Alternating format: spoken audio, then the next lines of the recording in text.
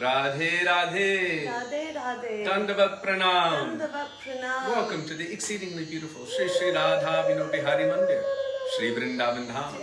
Shri Gurudeva ki jai, Shri Prabhupada ki jai, Rupananga Gauriya Guru Varga ki jai, Pati Pavana Shri Nityananda Prabhu ki jai, Prem Purushottam Shachinandan Gaura Hari ki jai, Radha Vinod Bihari Ju ki jai, Radha Ramana Ju ki jai, Giriraj Maharaj ki jai, Harinam Sankirtan ki jai, Hare Krishna Mahamantra ki jai, Gaura Bhakta Vrinda ki jai, Madhav Titi Ekadashi ki jai, Gaura Bhakta Vrinda ki jai, Shri Gaura Premanande Hari Hari Bol.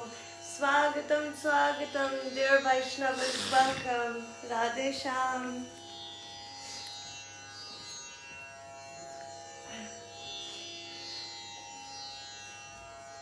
So we will begin with Mangalacarana.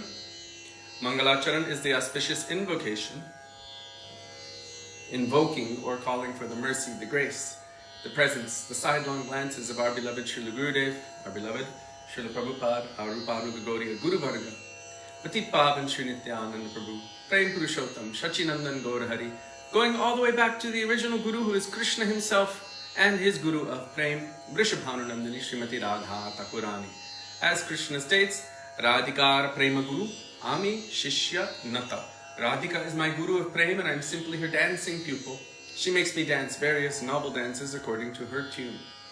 So calling on all of these divine and transcendental personalities, we will recite Mangalacharan, which you can find on page 1 of this beautiful bhajan treasure trove, Shri Gaudiya Giti Gucha, starting with Vandeham Shri Guru Shri Utappada Kamalam. Jiva Pavan Prabhu very kindly has already posted it in the comments section of the thread. He posts all of the bhajans along with their translations and commentaries from our acharyas in the comment section. And Anjali, is she there? Is she there? Radhe Radhe. Anjali posts the page number as well as the downloadable PDF version for your forever perusal. So when she comes, I don't see her here yet, but you will see it. So without further ado, we will begin with Mangalacharan. Thank you, Sonam, for sharing that link for what Anjali Didi spoke yesterday.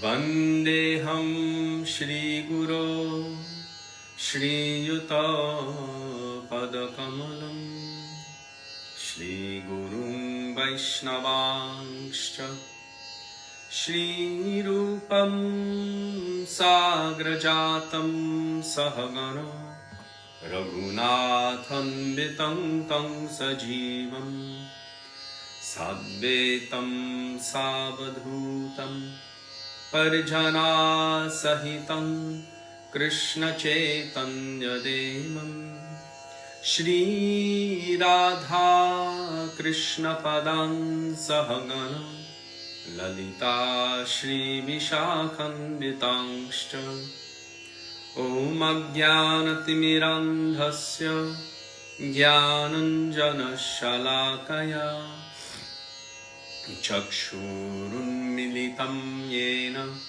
Tasmai Shri Gurave Namaha Nama Om Vishnupadaya Radhikaya Priyatmane Shri Shri Mar Bhakti Vedanta Narayanitti Namine Shri Krishna Leela Katane Sudaksham Audarya Madhurya Gunaishcha Yuktam Varam Varinyam Purusham Mahantam Narayanam Pangshirashan Namami Tridandinam Bhakta Shiromanincha Shri Krishna Padabjivataika Hriddi Chaitanya Leela Amrita Sarasaram Narayanam Tvang Satatam Prapadye Nama Om Vishnupadaya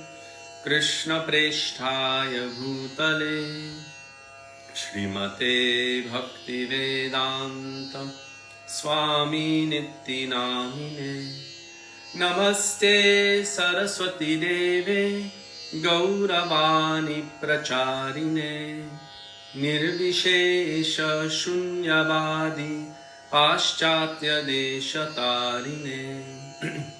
Nama Om Vishnupadaya Gaura Preshthaya Bhutale Shri Shri Mad Bhakti Pragyana Keshava Itti Namine Ati Marta Charitraya Svashritanam Chapaline Jiva Dukhe Sadarataya Shri Nama Prema Daine.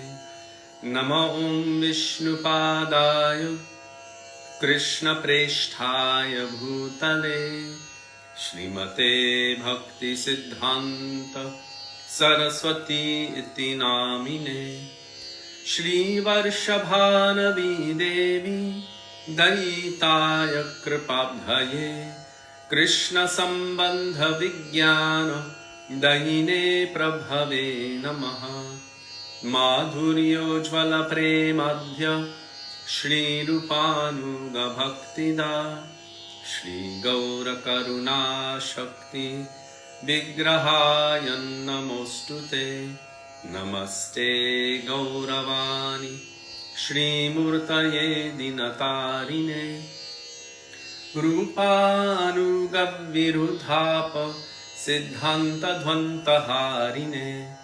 Namo Gaur Kishoraya Sakshat Vairagya Murtaye Vipralambhara Sambodhe Padambu Jayate Namaha.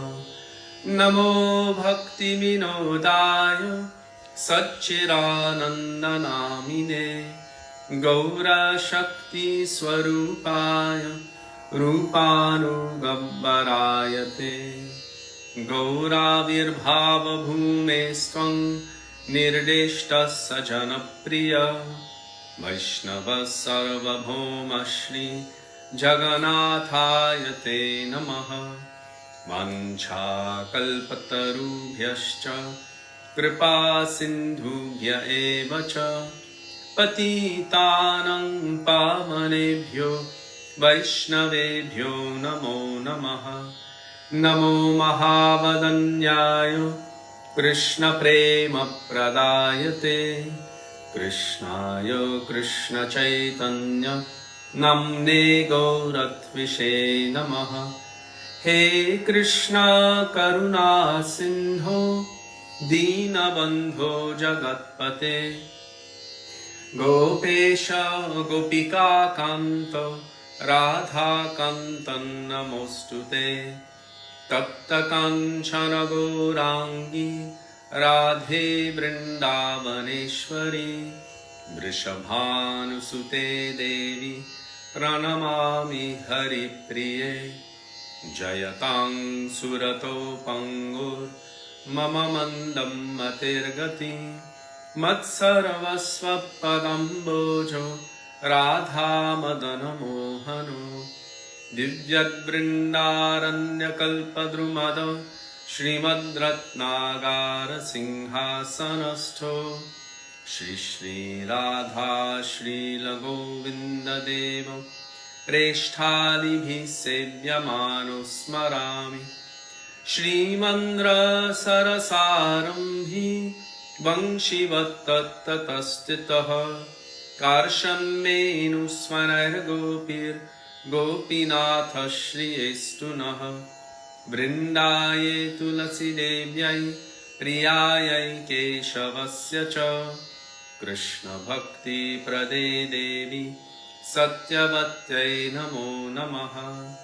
Panchatattvatmakam Krishnam Bhaktarupaswarupakam Bhaktavataram Bhaktakyam Namami Bhakta Shaktikam. Jaya Shri Krishna Caitanya Prabhu Nityananda Shri Advaita Gadadhara Shri Vasadi Gaura Bhakta Vrinda. Cheto darpanamarjanam bhavamahadavagni nirvapanam Shreya kairava chandrika vitaranam vidyavadhu jivanam Anandam buddhivardhanam pratipadam purnamritashvadanam Sarvatma snapanam param vijayate Shri Krishna Sankirtanam Harer Nama Harer Nama Harer Nameva Kevalam Kalo Nastyeva Nastyeva Nastyeva Gatiranyatha Hare Krishna Krishna Krishna Hare Hare Hare Rama Rama Rama Hare Hare.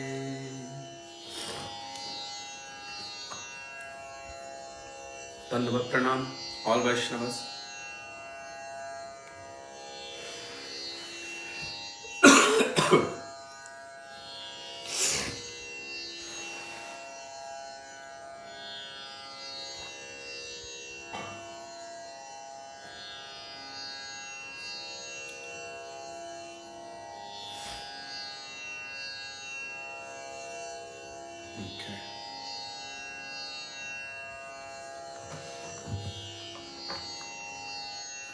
Anjali, you there? Sudevi and I were discussing today how nice your presentation was last night. We weren't expecting it to start so late and we became quite tired. Sudevi is of course not feeling well, but we remained as long as possible. And what we felt was it was very, very nicely and very deeply thought out. It was a nice presentation. And what we especially acknowledged was your connectedness to your subject matter. It was very practical. You kept applying it to you here and now. And that we find is very important because quite often it is easy to be disconnected from one's subject. And most people can feel it if someone is disconnected from their subject matter. You're just like, they have no connection to it whatsoever. It's almost like some dream. It becomes a fairy tale. When Gurudeva would speak, he was so connected to his subject and therefore it would have that impact. And so we felt that you were very connected to your subject matter, Upadeshamrita. You had gone in deeply, done your research, studied and made your presentation. And let's just say we were both very proud of you. So, very good.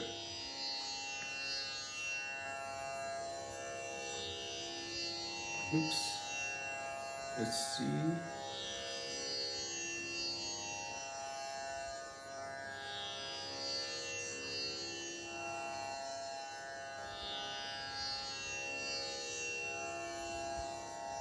Okay.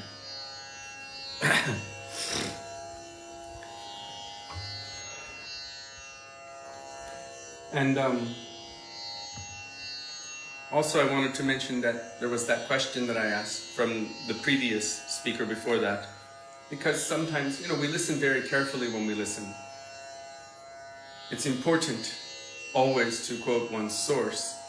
And so we were wondering, we've never heard that from our Gurudeva before.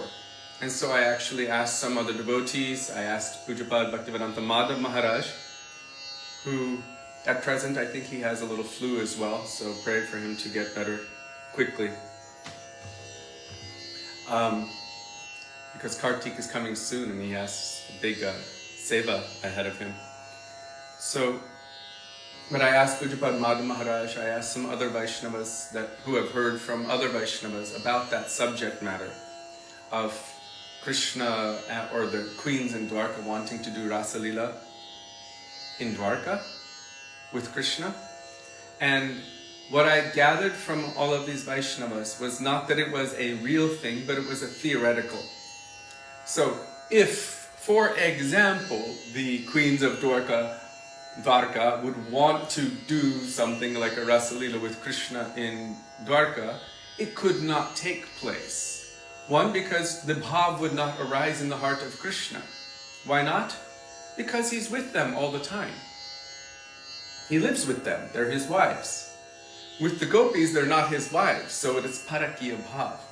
So when Krishna is there in Vangshivat, he's feeling that without you, Radhe, I cannot maintain my life. And that's what inspires him to call her on his flute. And because he's calling her all of her own manifestations, the gopis hear their own names being called in an emergency. And this Parakiya Bhav causes them to leave everything and run toward him. But in Dwarka, the queens are considered, although their love for Krishna is so great, one, they have awareness of his Bhagavata, that he is Bhagavan. Two, they have 10 sons and 1 daughter each. So that's 11 children. So there's a minimum division of 12 between Krishna and their 11 children. Krishna would be 1/12. So their love is divided, at least that much.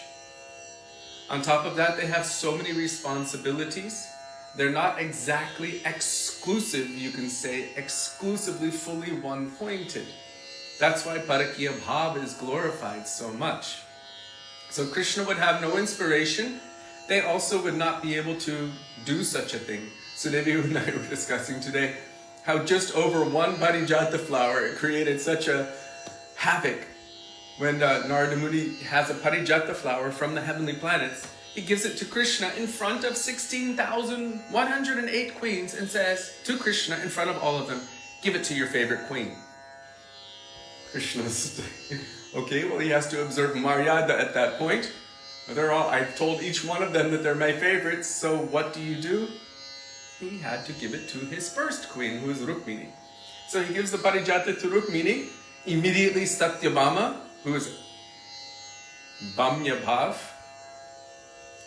Satyabhama, manifestation of Srimati Radhika directly, is manifesting this Bhamya or leftist mood. She manifests some kind of man or anger. She storms out, goes to her Krodh Bhavan, takes off all of her jewelry and all of her fancy clothes, puts on white and is pouting.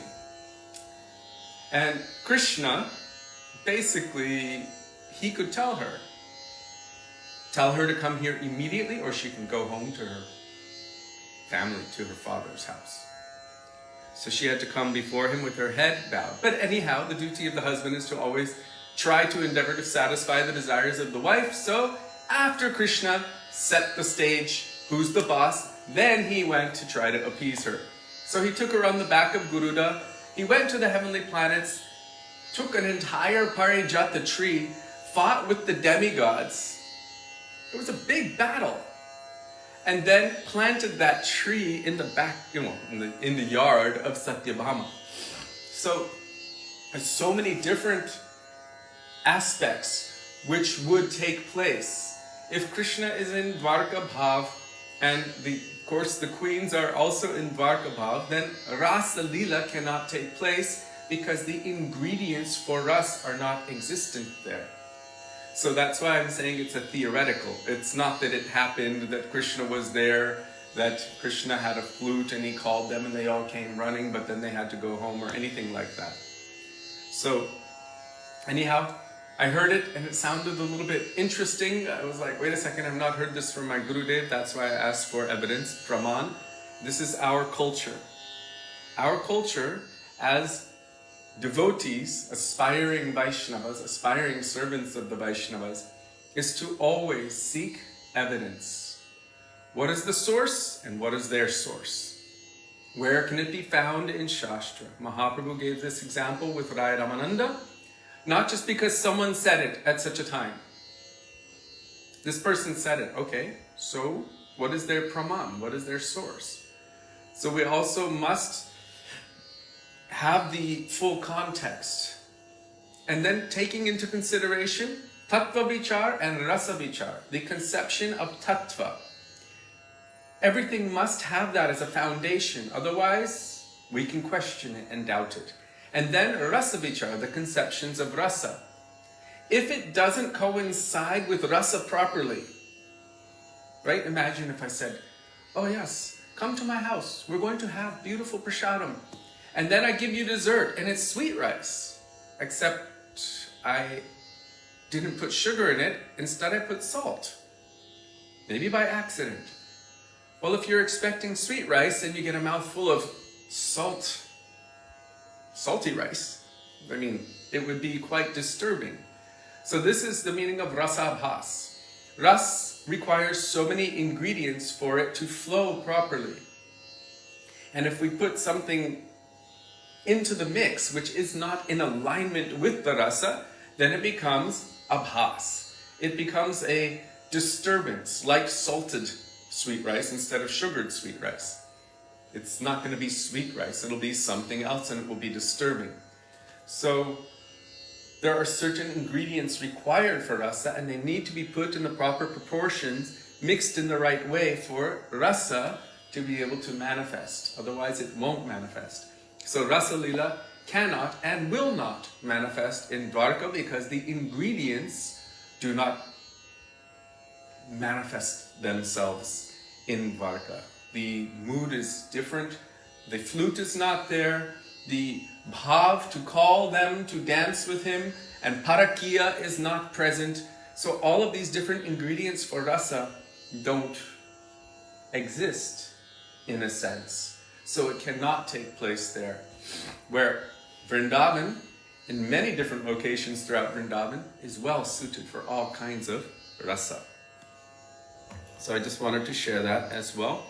But this point is essential, that always praman, evidence is necessary. Vaishnavas should be shastra chakshushaha, always seeing through the eyes of shastra, not through dreams, not through feelings, not through speculations. If this, maybe, I think, I believe, none of that.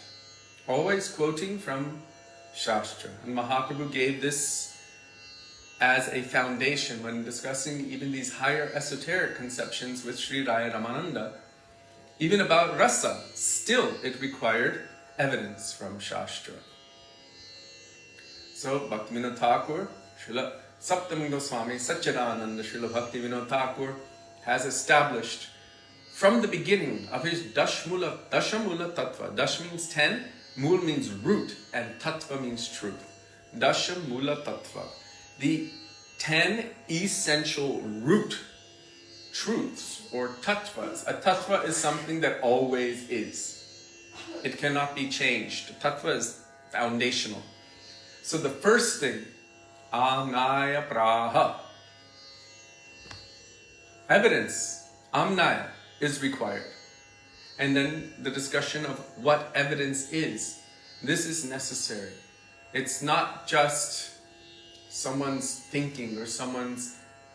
Ramananda is perfectly capable of speaking from his heart, and because he is divine personality, anything he speaks will be non-different from Shastra, and yet he's referring to Shastra.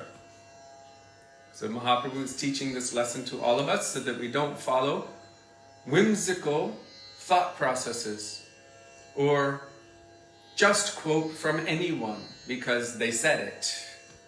That's what Srila Prabhupada said. Whose opinion is right? Everyone has an opinion.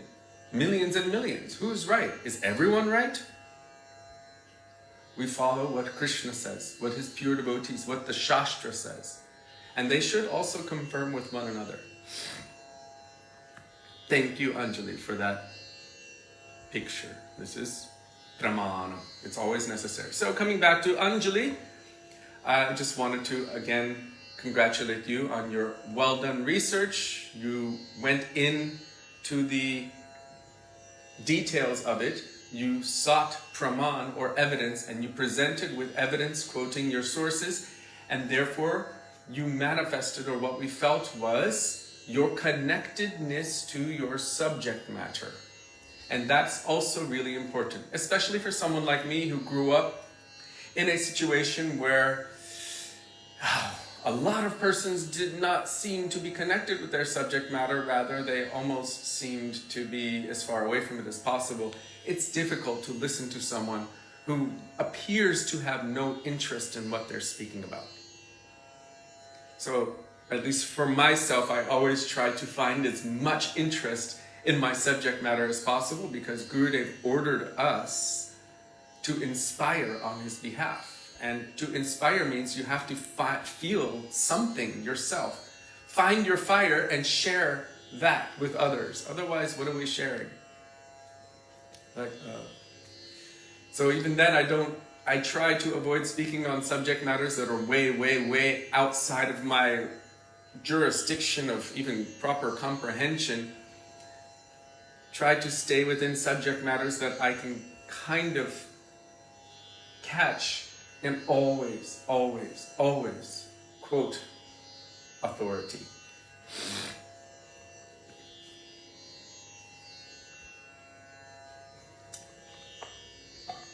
So, now we will call on the mercy of Sri Gurudeva.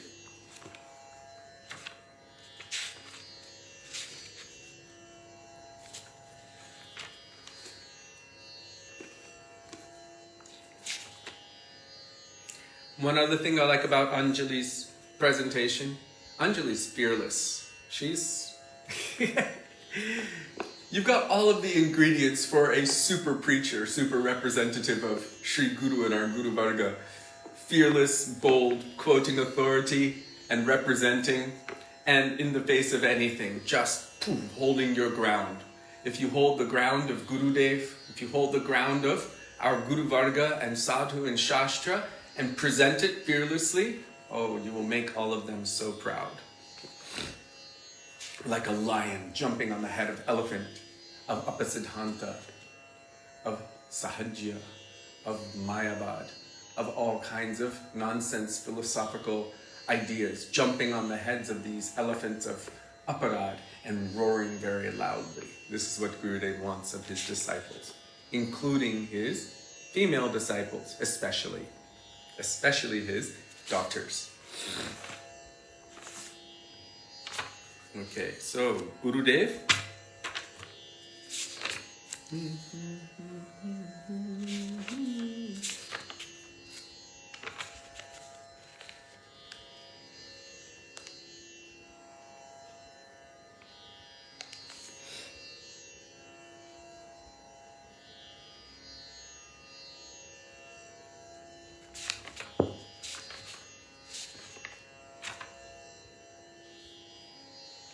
Gurudev, Kabe, Tava, Karuna, Prakase.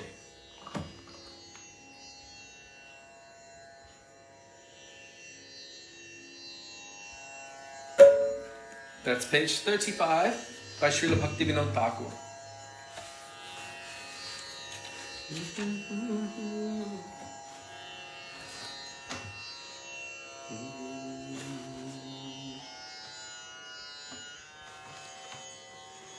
Gurudev, Kabe Tava, Karuna Prakase. Gurudev, Kabe Tava, Karuna Prakase. Shri Gauranga Lila, Hoy Nitya Tattva, Esu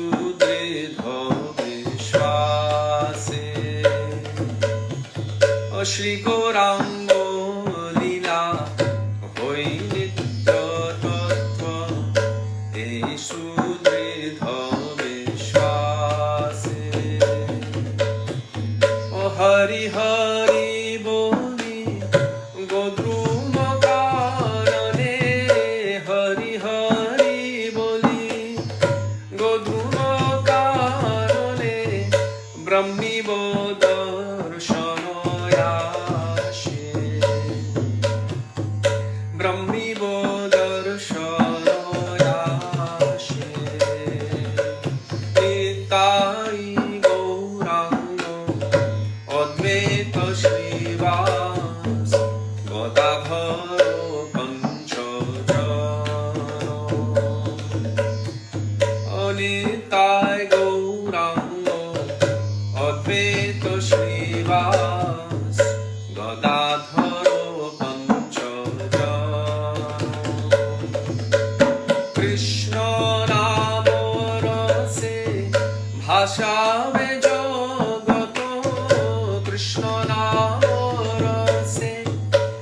Shave Jagato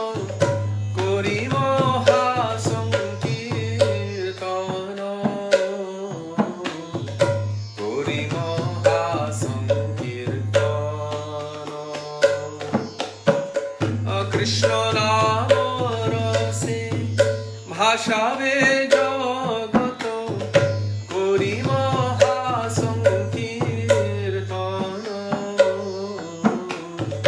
Kori Maha Sankirtana Naratana Vilas Mritanga Vadana Cinibo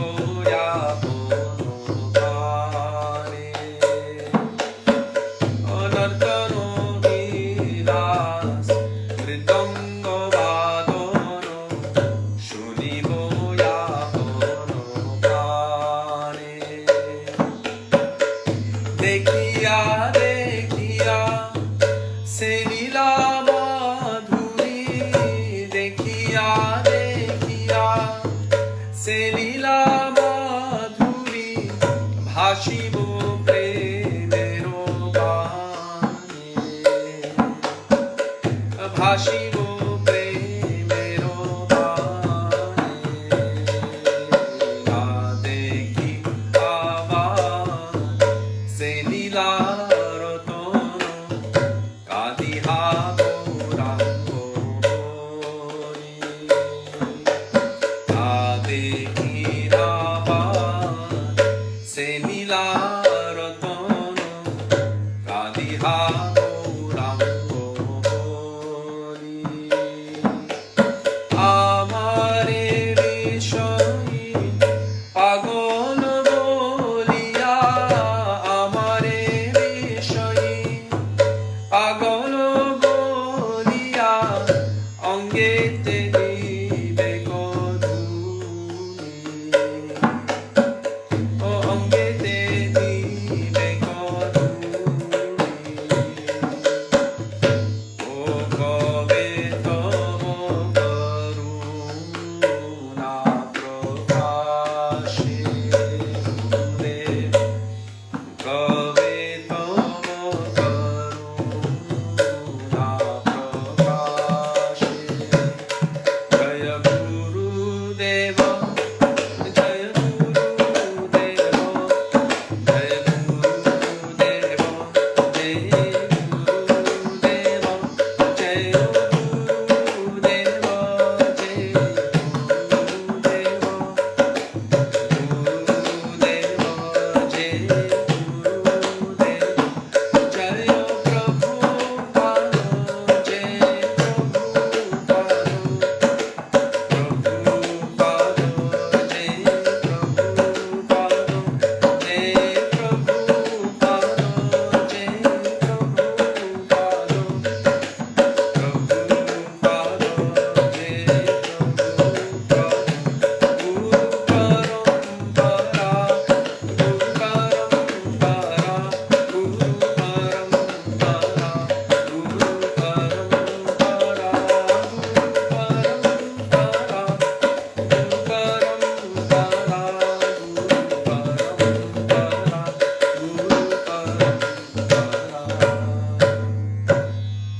Srila Gurudeva ki jai, Srila Prabhupada ki jai, Rupanuga Gauriya Guru Varga ki jai, Patik Pavana Shri Shri Guru Parampara ki jai, and Patik Pavana Shri Nityananda Prabhu ki jai. He is Akhanda Guru Tattva himself.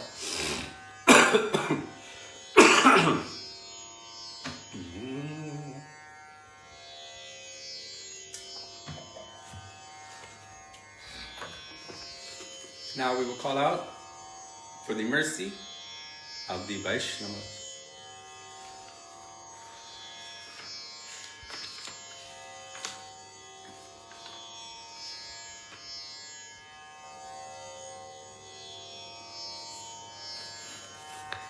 Here's one, how to recognize a Vaishnava. Kabi Mui, Vaishnava Cinibo Hari Hari, by Srila Bhaktivinoda Thakur, page 42.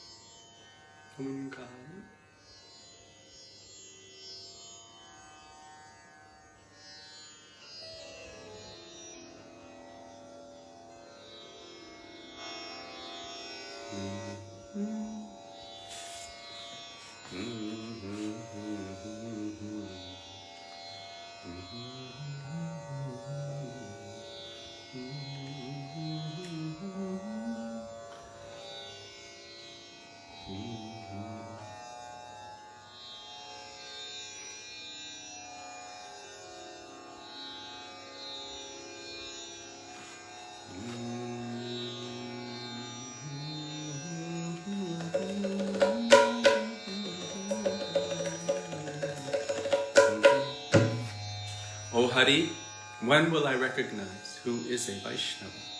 The lotus feet of the Vaishnavas are a mine of all auspiciousness. I will become maddened by holding them within my heart. The worshipful Vaishnava is always transcendental, without faults and full of bliss. He has deep affection for Krishna's name. He is indifferent to mundane affairs, and he melts with compassion for the living beings. A Vaishnava is free from false ego, expert in bhajan, and detached from sense objects. He is free of duplicity, internally and externally. And he is filled with loving attachment to the Lord's eternal pastimes. There are three types of Vaishnavas: Kanishta, Madhyam, and Uttam, and they are distinguished by their characteristics.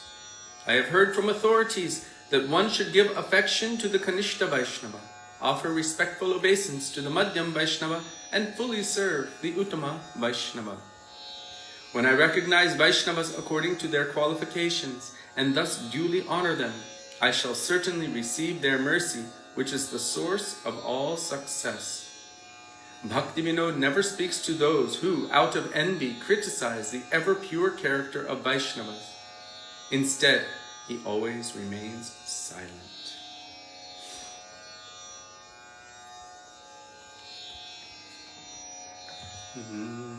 Kabe mui Vaishnava Cinibo Hari Hari Kabe mui Vaishnava Cinibo Hari Hari Vaishnava Charana Kalyane Rakhani Mativa Hridaye Dhori Vaishnava Charana Kalyane Rakhani Mativa Hridaye Dhori Kabe muni Vaishnava Cinibo Hari Hari Kabe muni Vaishnava Cinibo Hari Hari Vaishnava Thakura Aprakrita Sada Nirdoshayananda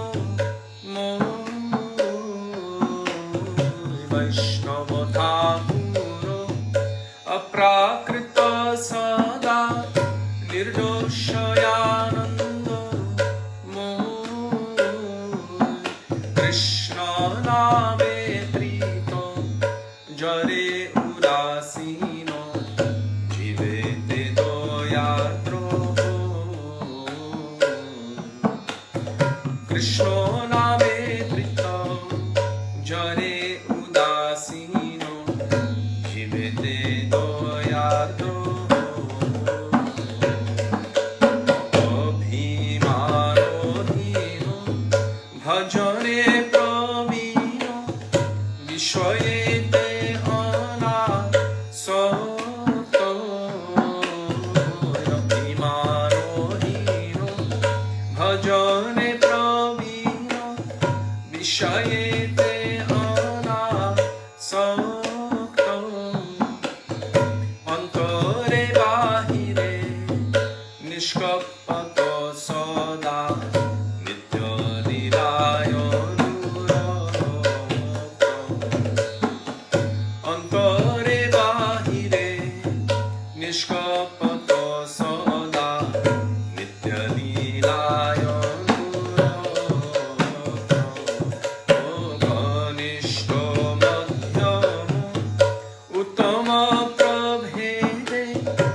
Vaishnava Trividha Gani Kanishta Madhyama Uttama Prabhede Vaishnava Trividha Gani Kanishte Yadara Madhyame Pranati Uttame Shushrushasu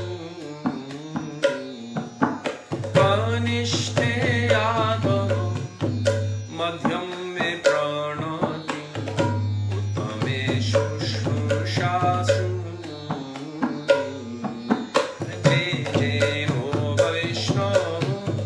Chinniyaro iya adoro koribo jabe jeno Vaishnava Chinniyaro iya adoro koribo jabe Vaishnavero kripa jahe sarvasiddhi avashya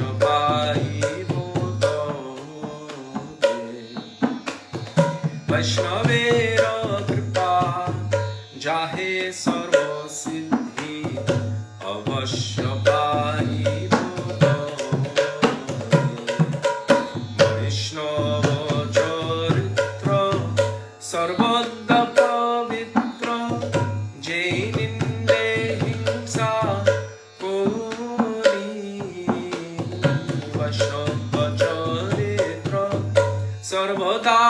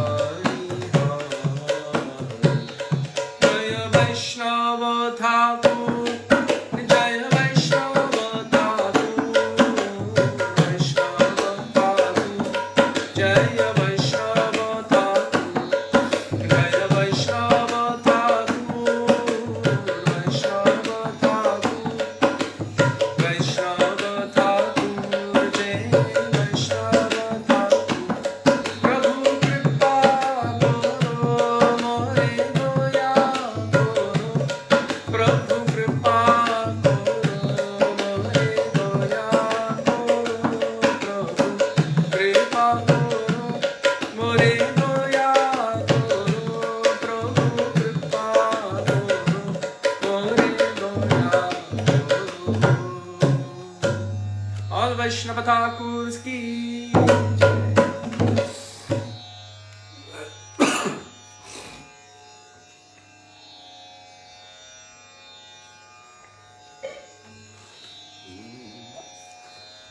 And now we will call for the mercy of Sri Rupa Goswami.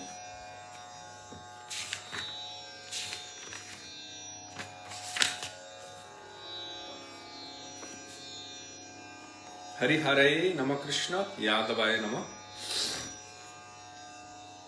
Shri Nam Kirtan by Shri Narottam Das Thakur.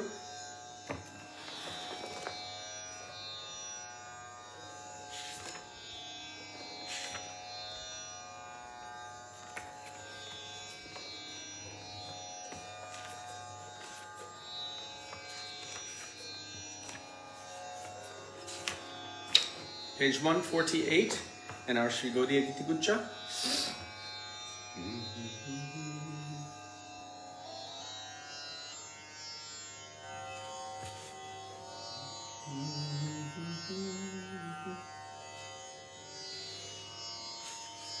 And although the first line is Hare Hare and Gopal Govindaram, Then the next one is talking about Panchatattva and Hari Guru Vaishnava.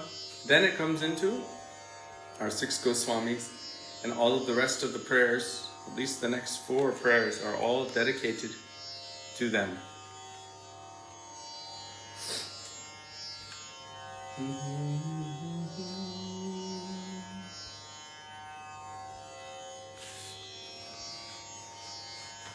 Hari Haraye Namah Krishna Yadavaya Namah Haraye Namah Krishna Yadavaya Namah Yadavaya Madhavaya Keshavaya Namah Yadavaya Madhavaya Keshavaya Namah Gopal Govindara Shri Madhusudan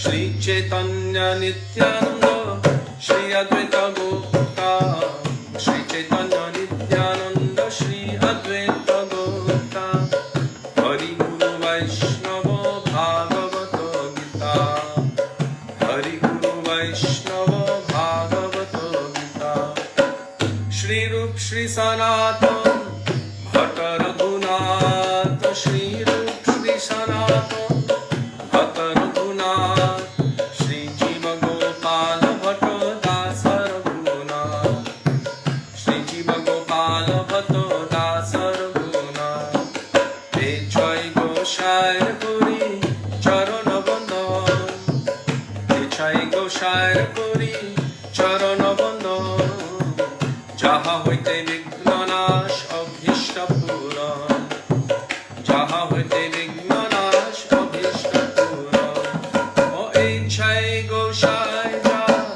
Mui Taro Das Echai Goshai Jar Mui Taro Das Taso Baro Kodorenu Mora Panchagras Taso Baro Kodorenu Mora Panchagras Tadero Charana Sevi Bhakta Sanevas Tadero Charana Sevi Bhakta Sanevas Janame Janame Hoy Ei Abhilash Janame Janame Hoy Ei Abhilash Te Jai Goshai Jave Braje Koilavash Te Jai Goshai Jave Braje Koilavash Radha Krishna Nitya Lila Korila Prakash Radha Krishna Nitya Lila Korila Prakash Anande Bolo Hari Bhajo Vrindavan Anande Bolo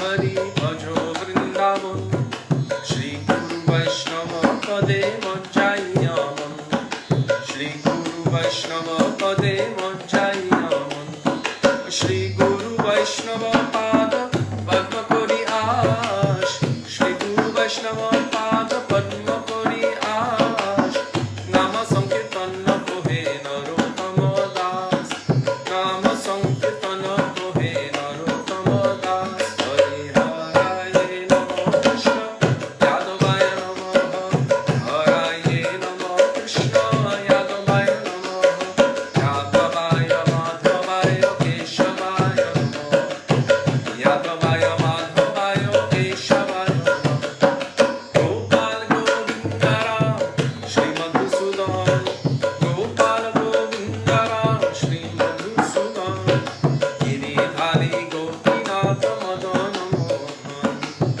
Giridhari Gopinatha Madana Mohan Shri Caitanya Nityananda Shri Advaita Gopta Shri Caitanya Nityananda Shri Advaita Gopta Hari Guru Vaishnava Bhagavata Gita Hari Guru Vaishnava Bhagavata Gita Shri Rup Shri Sanatan Bhatta Raghunath Shri Rup Shri Sanatan Bhatta Raghunath Shri Jiva Gopala Bhatta Dasa Raghunath Shri Jiva Gopala Bhatta Dasa Raghunath Rupa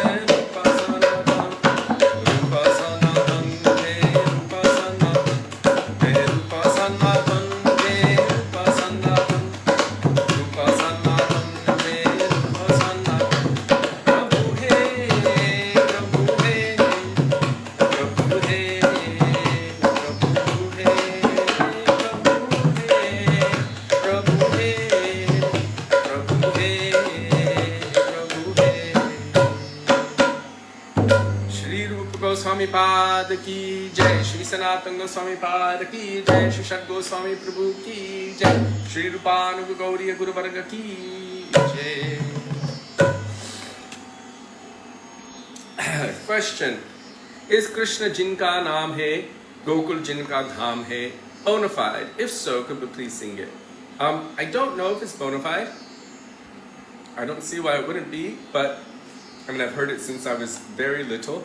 I actually heard a rumor that it was written by Achyutananda Swami. Now, I don't know if that's true, but when he first learned Hindi and Braj Bhasha, that was what I heard. So, if anyone could ask Achyutananda Prabhu if that is true, that would be interesting to find out. And then, of course, because it was on those early recordings, growing up as kids, we were singing it with really, really poor, extremely poor Hindi pronunciation at the time. And then, I think it was Jagjit Singh recorded it on one album, Krishna, I think it was called, Krishna Bhajans or something like that. But we do not have it in our Gaudiya Giti Gucha, and so I don't have it with me. And if it's posted here, I won't be able to sing it, because if one comment comes in, it jumps to the next page. But we have plenty of other beautiful bhajans that we can sing. So, is it bona fide? This is an interesting question. Srila Gurudeva Bhaktivedanta Narayan Goswami Maharaj. We were in Singapore on the 17th floor of one of those really tall white buildings overlooking the highway, in the home of Dr. Gupta. All of our doctors here in Vrindavana are known as Dr. Gupta. Well, the ones that we go to. The dentist, the doctor, his father, and the clinic also, the pharmacy, it's all Dr. Gupta. So, we were in this place with our Srila Gurudev, and Sudevi was singing very, very loudly with her friend, Ali Mohilagi Vrindavana Niko, at the top of her lungs, not knowing what the words were. And Gurudev was very pleased with the endeavor. He was like, wow, if all my daughters could be so bold and strong. He liked it so much. But then afterward, he was explaining something interesting. He said a lot of the bhajans that we're singing, like the Hindi bhajans, some of them are like Dhuni Kirtans, Govinda Jai Jai, Gopal Jai Jai, Radharamana Hari Govinda Jai Jai. This is one thing. And Radharamana Hari Bol, Radharamana Giridhari, etc. It's a small dhun just saying the names of Krishna. But other bhajans are there, and they're written by different persons. And sometimes they become absorbed into the local culture. For example, Om Jai Jagadisha Hare, or Hari. Everyone sings it. It's like breakfast in India. It's the wake-up bhajan. What most people don't know is it is written or composed by someone who is a Mayavadi. And so they're singing it, but the composition was made by someone who actually thinks that the form of the Lord is a production of Maya. But it's common and popular, and everyone just does it because that's what was promoted. Same with the idea of Shabari, who everyone thinks she was biting the fruit and putting it in Ram's mouth. Gurudev said, never, never, and never. He is Maryada Purushottama. This cannot take place. With Krishna, yes, he's Leela Purushottama, but with Ram, no. Never, never, and never. But that's what everyone says. That's what was shown in the movies. That's what was shown in Ramayana. That's what was shown. That's what the pundits are telling. Has anyone bothered to verify? What is their praman? What is their evidence? So Srila Gurudev explained regarding that situation.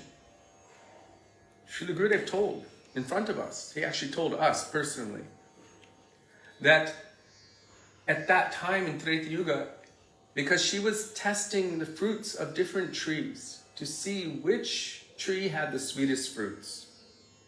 Then she would take the fruits from that tree and keep them, waiting for Ram to arrive, because she was given a benediction by her Gurudeva that one day Ram will manifest directly and give you his mercy.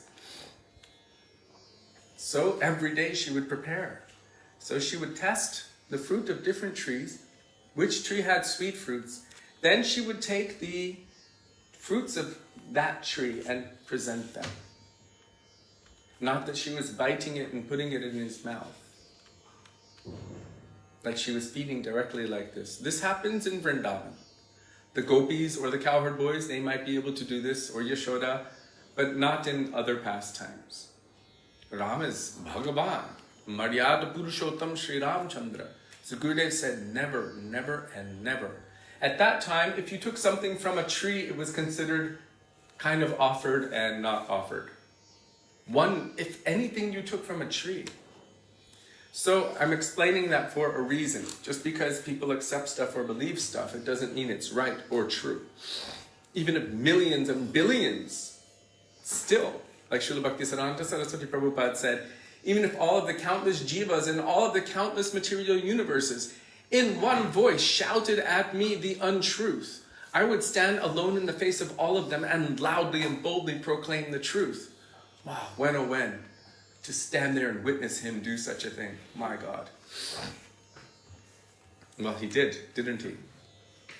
So we have come so close to that time. So Srila Gurudev explained that for attracting the crowds to hear Harikatha, then we might sing certain bhajans, Raj Kirtans or anything. But, for example, right now there's a popular bhajan. Everyone loves it. And they were singing it almost every single day at Radharaman temple. And then the Goswamis stopped them from doing so. It's a Hindi film song. And they just adjusted a couple lyrics.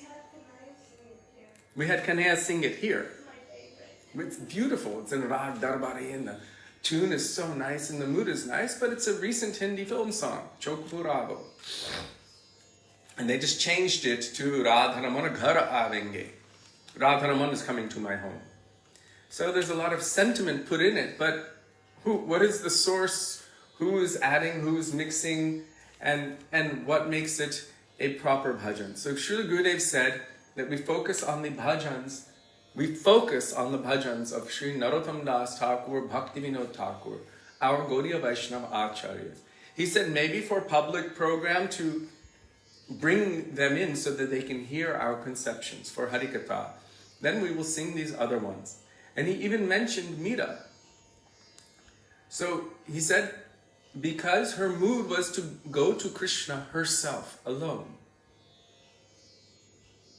That is not the mood of Vrindavan, even though it appears externally to be.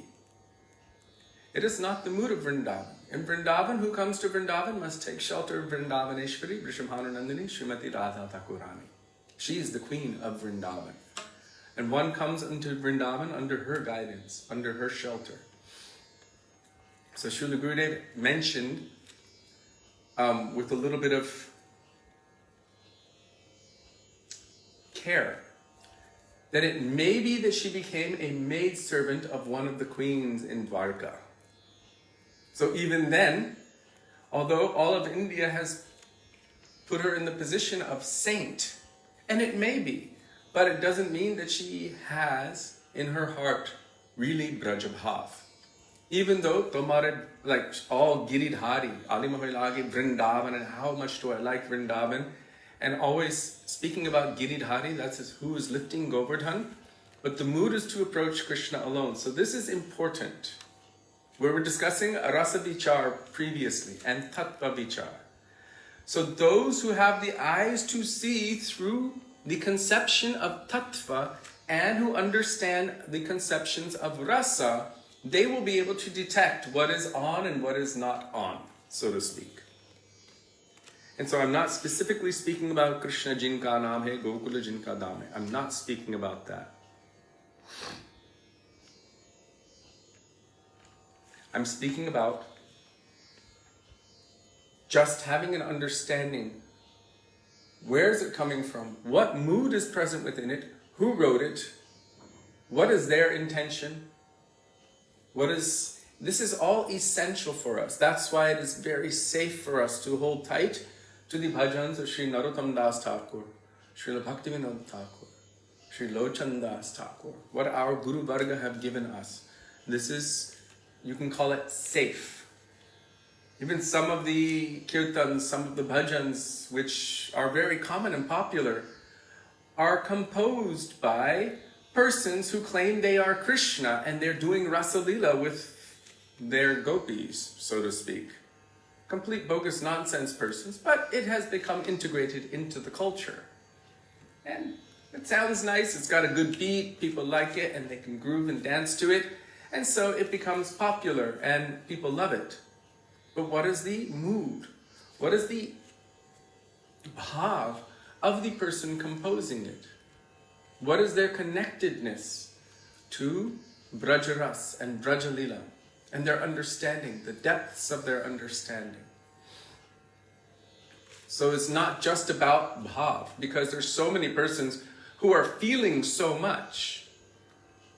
But is the feeling in line with, does it have any tattva underneath it? And is it in line with also rasa? There is also a flow of rasa. Is the mood within the proper conception, or is it rasa abhas? So our Guru Varga have, especially Srila Rupa Goswami, he has carefully delineated all of the different aspects of rasa in Bhakti Rasamrita Sindhu. And Srila Vishwanath Chakravarti Thakur has come through and more fully elaborated and enhanced and described in Bhakti Rasamrita Sindhu Bindu, a drop of that. And our Gurudev, Srila Bhaktivinoda Thakur, so many of our acharyas have given commentaries on this to help us to delineate, to understand, to refine what is and what is not pure bhakti, what is and what is not brajarasa.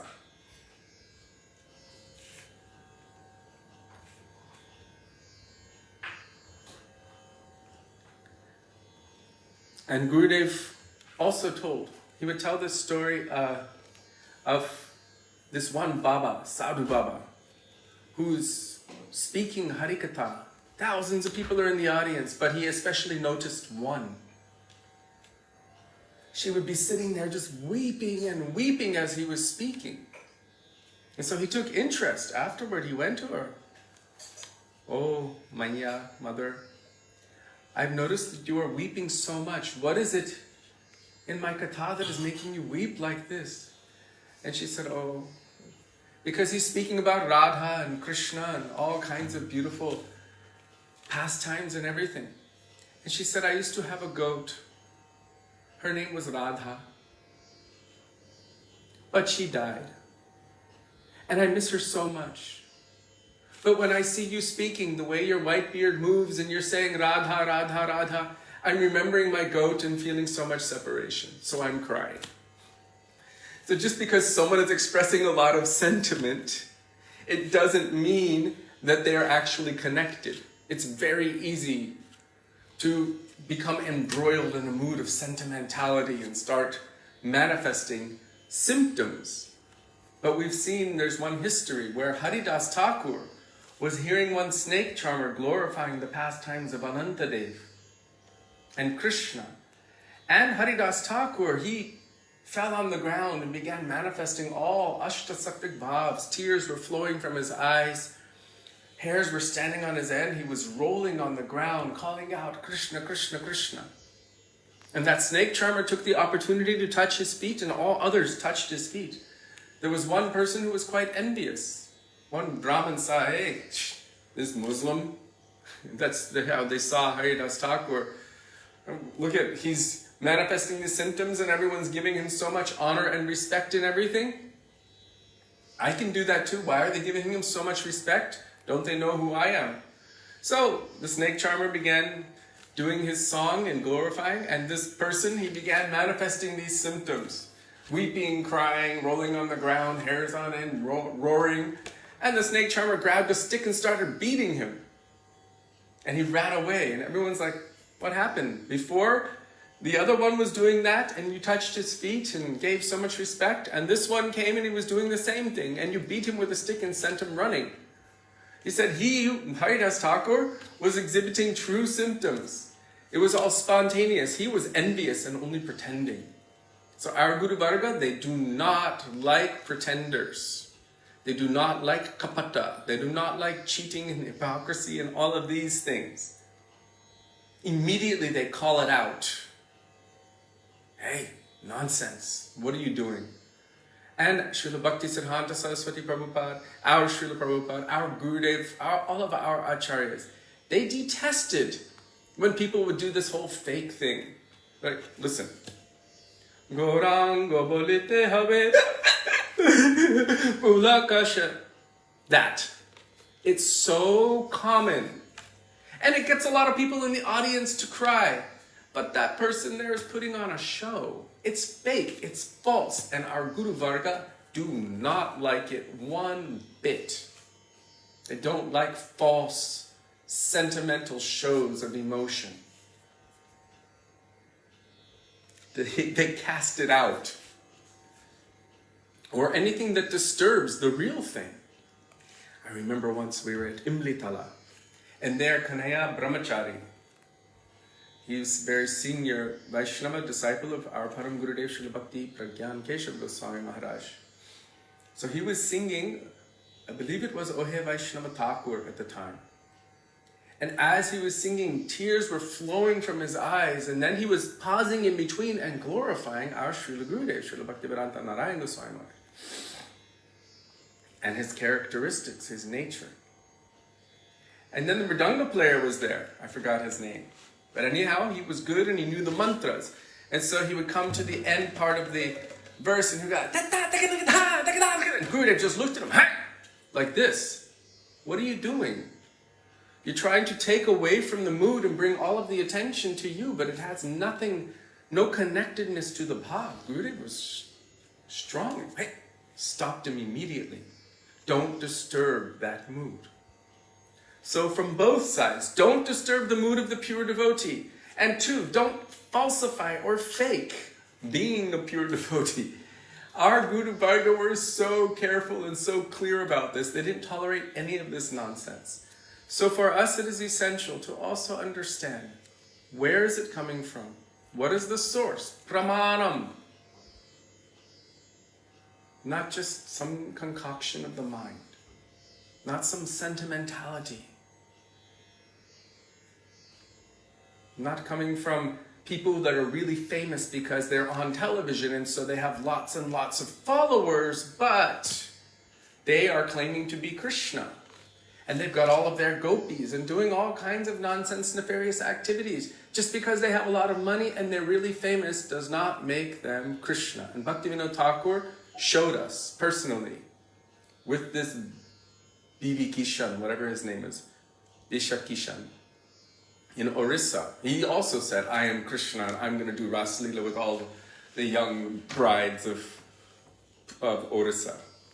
Bhaktivinoda Thakur told him, cease and desist or we will arrest you. He said, no, I'm going to do it. For sure and certain, at this time, on this night, on Purnima, Bhaktivinoda Thakur said, you have 7 days to change your mind or we arrest you for this nonsense. Bhaktivinoda Thakur arrested him. And that person was powerful. He was a Siddha Yogi. He tried to prove his power by making the family of Bhaktivinoda Thakur sick. Even Bhaktivinoda Thakur was feeling some of the effects of it. But anyhow, he was not afraid at all. He said, oh, this is only mystic.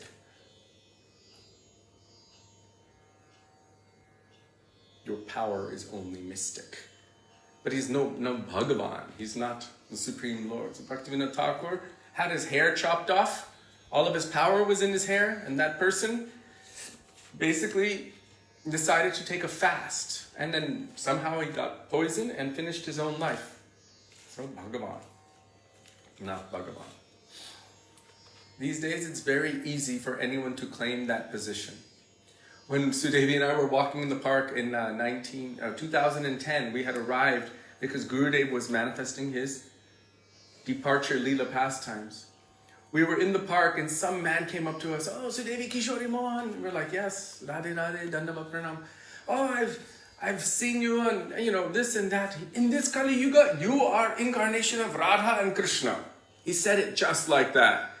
And we just started laughing, and we told him immediately, absolutely not. Don't talk like this, don't think like this. This idea is wrong.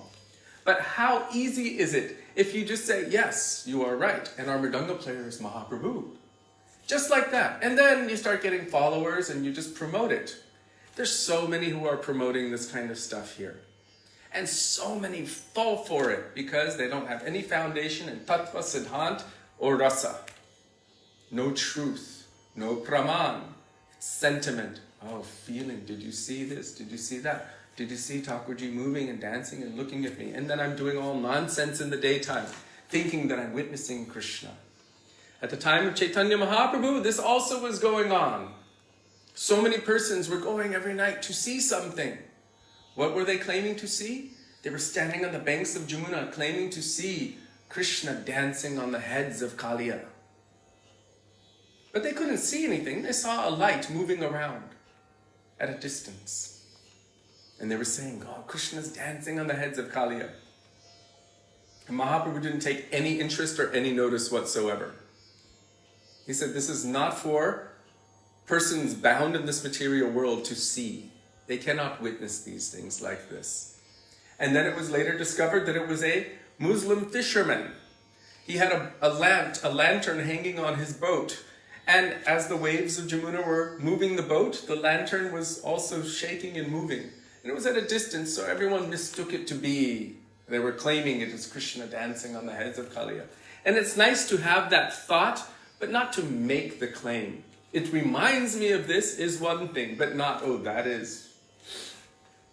We were in Fiji many, many years ago when we used to live there. We were managing this farm. And there was a rumor going around that on this other island, we were in Tabayuni, and the island of Vanuatu, the big island. Vanuatu, the biggest island. At Savu Savu, near Savu Savu, there was a cow that is speaking, it is talking. So people were leaving their work, taking vacation, and going by the hundreds from all over Fiji to go to see this talking cow. And Sudevi and I just kind of snickered to each other, and we were just kind of laughing, like, okay, well, we'll see. And even the people who were working for us, they're like, we have to go see this talking cow. So they went, all of these people went, tons and tons of people were going to see this talking cow. And he came back and we said, so, what did you see? It wasn't talking, it's just chewing grass like any other cow. It was just a rumor. So everyone just instantly put their faith in this thing and ran to go see this talking cow. People want to put their faith in something. It's natural within human societies. The desire is there to put one's faith in something. Let us all give them something solid to put their faith in. Let us give them something solid to put their faith in. Not all sentimental nonsense things that people make up off the top of their head. All kinds of weird stuff. Let's give them Krishna. Let's give them our Guru Varga. Let's give them Chaitanya Mahaprabhu and the teachings of Mahaprabhu. What we have received, we can give. Srila Prabhupada said, there is no lack of want for this Krishna consciousness. Means people are searching. Prahlad Maharaj said, everyone is searching for their dearmost friend. Why? Because they've been disappointed by everyone else forever. Since time without beginning, we have been disappointed. There is no perfect material relationship in this world because either it breaks by heartbreak, by being stabbed in the back, or by death. It's all going to disappoint one day. But everyone is searching for that perfect thing because it actually does exist. The answer to that question, Srila Bhakti Rakshak Sridhar Maharaj said, Om is a big yes. The answer to your question exists. That is Krishna. Everyone is searching for their dearmost friend, and that dearmost friend is Krishna. Some understand and know it, and some don't understand, but ultimately, that is what they are searching for. They're searching for something real, something tangible, something eternal that doesn't break, something that is pure love. and their nature. So there's no lack of want for this if we just provide it. At least give the option, as we were talking yesterday. The option must be given, then they will take to that. Or they might take to it, at least it's an option. But if we fail to give them the option, then we are guilty of violence to those jivas. Jiva hingsa. We are guilty of violence for failing to give them the option. And what's more violent, if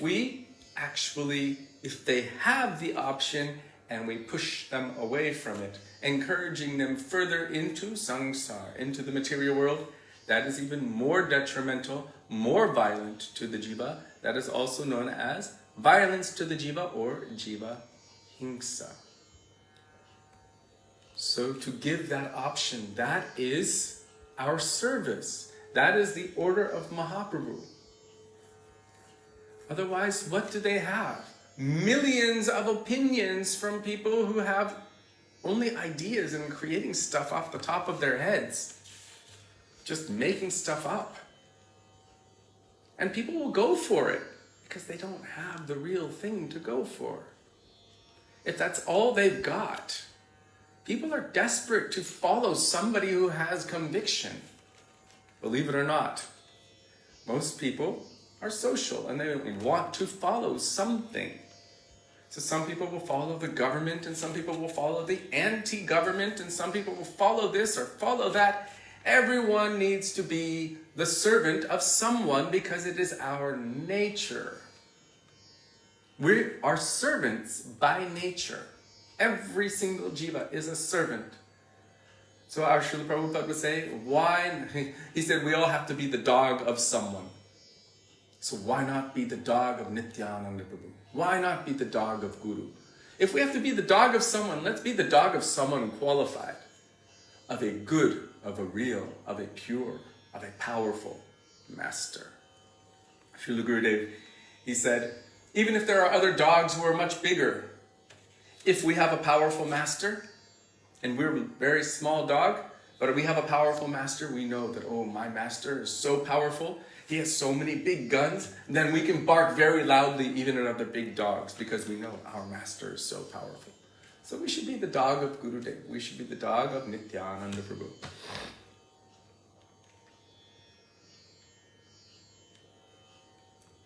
And we should put our faith in something that is solid, tangible, and encourage others to do the same. Because, believe it or not, whether people realize it at the moment or not, one day they will get it. That I've been encountering disappointment again and again and again. As much as we put faith in material things and embodied souls who are conditioned, we will be disappointed. It's because conditioned souls have the 4 defects. They come under illusion, they make mistakes, they have imperfect senses, and they're also naturally the tendencies to cheat others. So it will always have that kind of disappointing effect. We're putting our faith in those that don't have those tendencies, that is, especially the pure Vaisnava, Shri Guru Bhagavan, Guru Vaishnava Bhagavan. Then we can feel safe. In a sense, we can let our guard down in their association because we know they will protect us. You can feel peaceful, you can sleep at night. But otherwise, the material world is full of janma, mrityu, jara, vyadhi, dukkha, doshanu, darshanam. Birth, disease, old age, and death, and suffering at every step. Place of misery, from the topmost place down to the lowest, Brahmalok down to the lowest, all are places of misery. And that's why we're searching for truth, for reality. So now is the time, not in the future. Maybe I should look this way. Not in the future. Now, to search for that reality. The first aphorism of Vedanta Sutra, Atato Brahma Jigyasa. Now is the time to inquire about the absolute truth. What is reality? Who am I in relation to that reality? Śrī Caitanya Mahaprabhu has given all of the answers, and our Guru Varga have explained them in such a way that we can be confident, holding on tightly to their teachings. It accommodates or finds the holes, the flaw in every other line of thought, because it's grounded in tattva and rasa. Both perspectives are there. So it's complete. It is full. And one can understand you can say the positives and the negatives also of all other thought, faith, or philosophical processes. What are the holes? What are the flaws? What is the goal? What are the aspirations? Mahaprabhu has given everything. And Rupa Goswami has given what Mahaprabhu wanted to give in more clarity. And all of our Guru Varga are giving that same substance, the truth.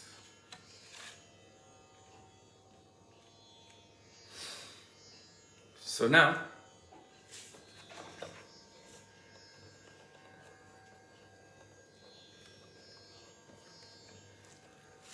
I want to call out a bhajan for Sri Nityananda Prabhu, but it won't be your general bhajan for Sri Nityananda Prabhu.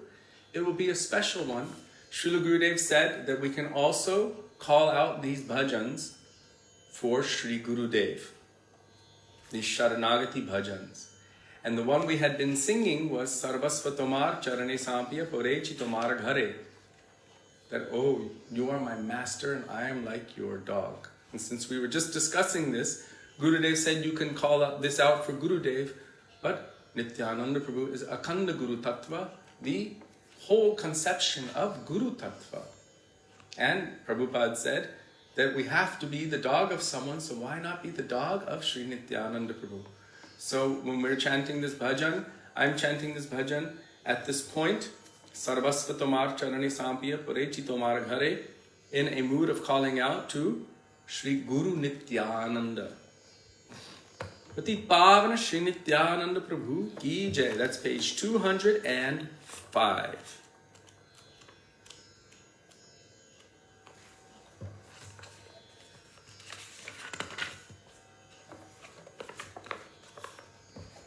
By Srila Sachidananda Bhaktivinoda Thakur. Having surrendered everything at your lotus feet, I remain prostrated at your house. You are my Lord. Kindly accept me as your dog. Tether me nearby and maintain me. I shall keep watch at your door. I shall not allow any antagonistic persons to enter and will keep them outside of your fortress. Whatever remnants your devotees leave behind after honoring your prasad will be my sustenance. Daily I will feast on those remnants in supreme bliss. Whether sitting up or lying down, I will constantly meditate upon your lotus feet. Whenever you call, I will come to you, dancing in joy. I shall never think about my own maintenance. Rather, I shall remain absorbed in bhav. Bhaktivinoda accepts you as his sole maintainer. So this bhajan is related, it says Atmanivedan, or submission of the self, but also this is Goptritve Varanam Tata, that accepting that Krishna, or in this case Nitai, or Guru, is my only maintainer. Yes, did anyone call? There she is. She's been waiting for this for a while. Keshav Priya.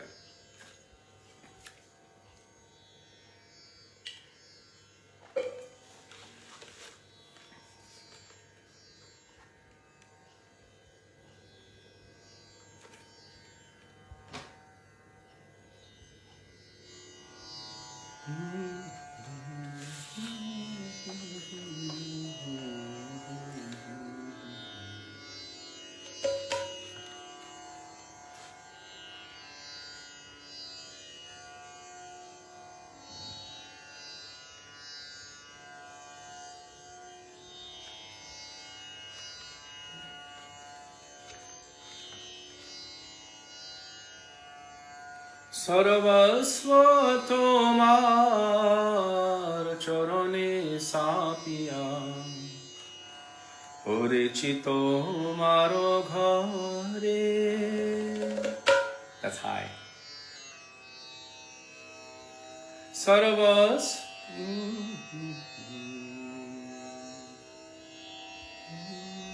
Sarvasva Tomar Charane Sapiya Porichito Maro Ghare. Sarvasva Tomar Charane Sapiya Porichito Maro Ghare. Tumi to taku tomar puku boliya jano more. Tumi to taku tomar puku boliya jano more. Sarvasva tomar charane sapiya porichito maro ghare. Sarvasva tomar charane sapiya porichito maro ghare. Badhiya nipate amare panibe rohibo tomaro dware. Badhiya nipate amare panibe rohibo tomaro dware.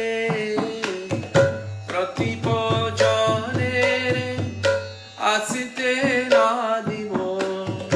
Pratipojanere asite nadibo. Rakhibo gare ro pare. Rakhibo gare ro pare.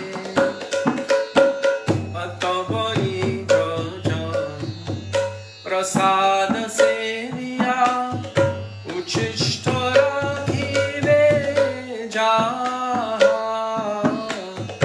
Tavani jajan prasad seviya uchishto rakhibe jaha. Amaro bhojan paramo yanande. Amaro bhojan paramo yanande. Pratidino habe daha. Pratidino habe daha. Oboshiya shuriya tomaro charana chintibo sototo yami.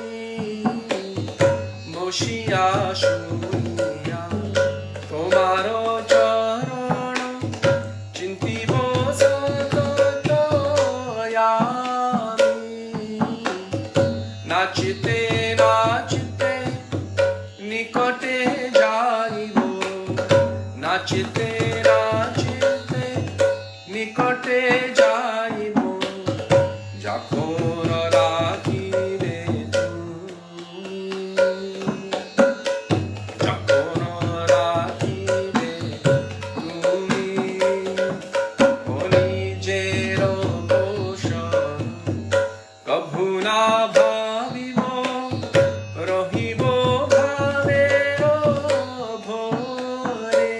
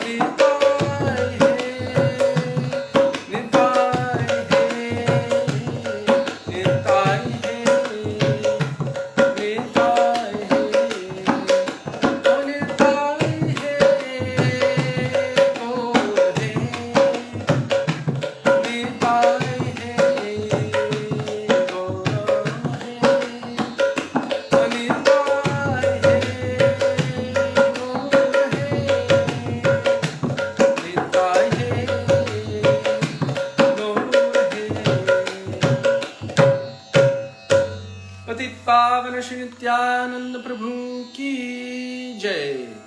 Prem Purushottam Shachinandana Gaura Hari ki Jai. Scusi.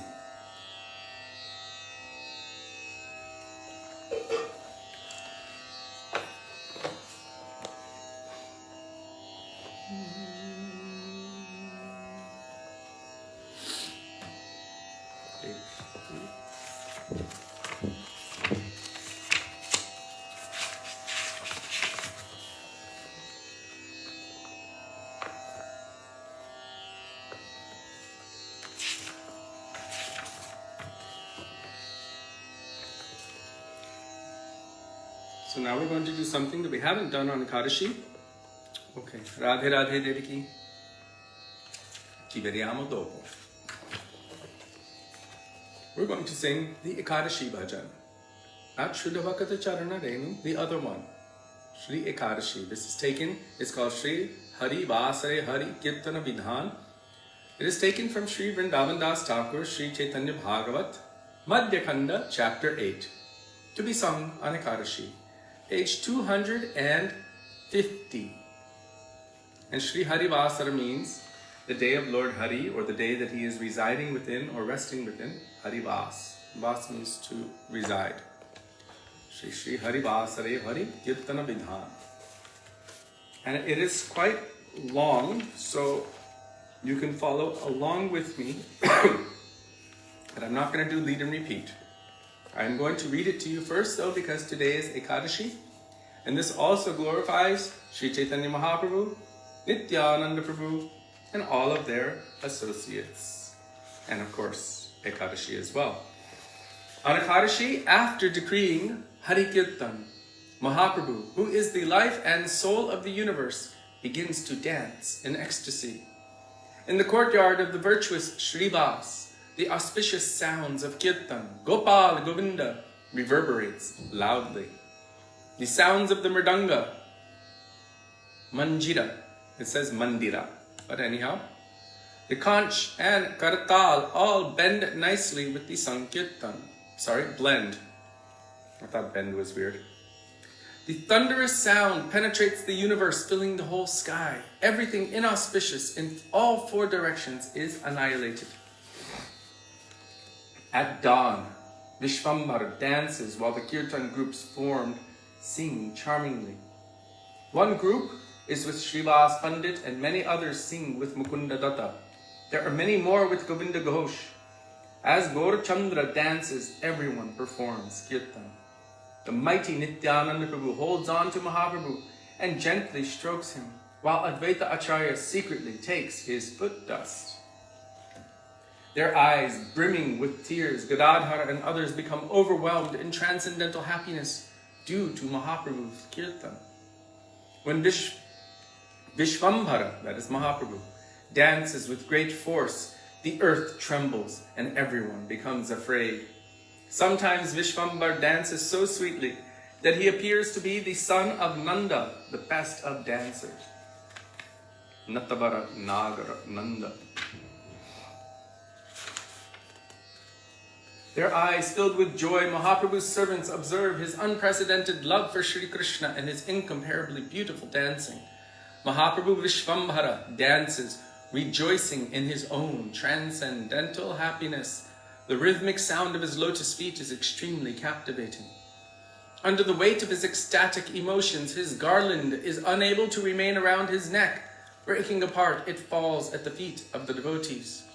The auspiciousness of Sri Harinam Sankirtan spreads in all four directions as the son of Jagannath Mishra dances in the midst of the devotees. Absorbed in the bliss of Sri Hari's name, Shiva becomes oblivious to his own clothing. He whose glories impel Shiva to dance in ecstasy also dances himself.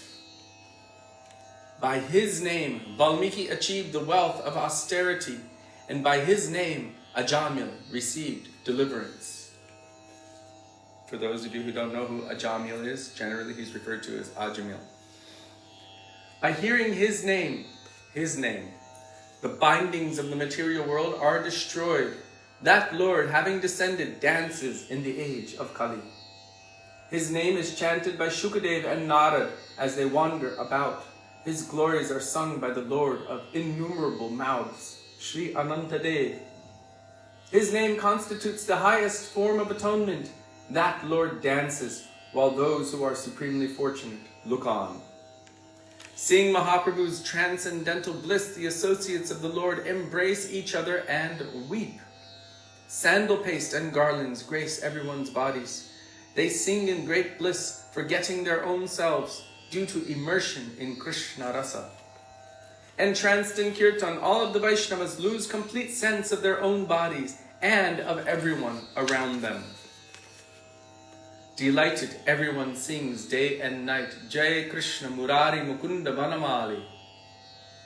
Day and night, Vishwambhara dances with the devotees, but they never become fatigued because their bodies are fully transcendental. In such a manner, Mahaprabhu Vishwambhara dances the entire night, except for one prahara, during which he sleeps.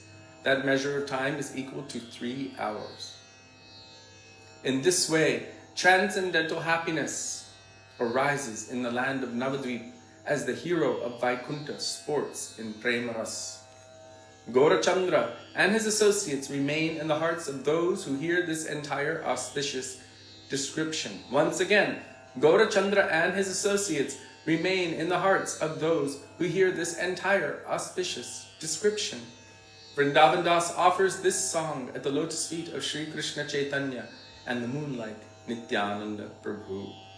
How beautiful and how exciting.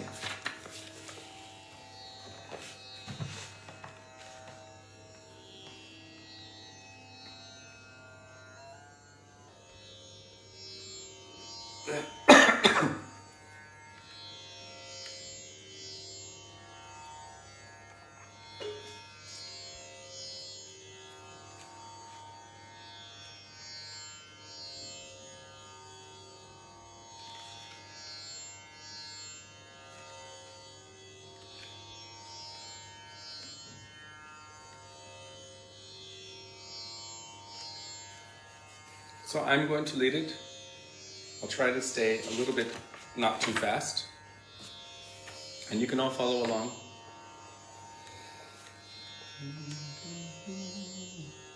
And since it is so happy and so blissful, we are going to sing it in a happy and blissful tune.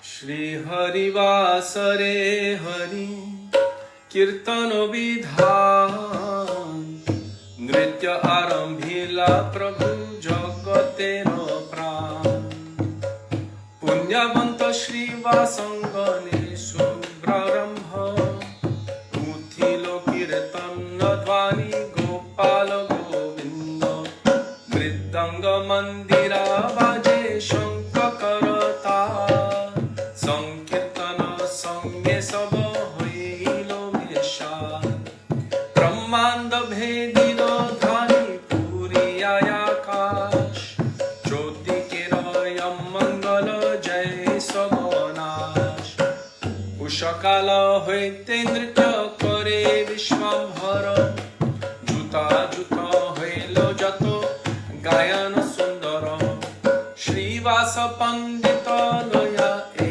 Sampradaya Mukunda Loya Yaro Jana Kato Gai Loya Govinda Ghoshaya Rakato Jan Gora Chandra Nritya Sabe Kore no Kirtan Dhoriya Bulena Nityananda Mahabali Alakrite Advaita Loyena Pada Dhuli Gadadhara Yadi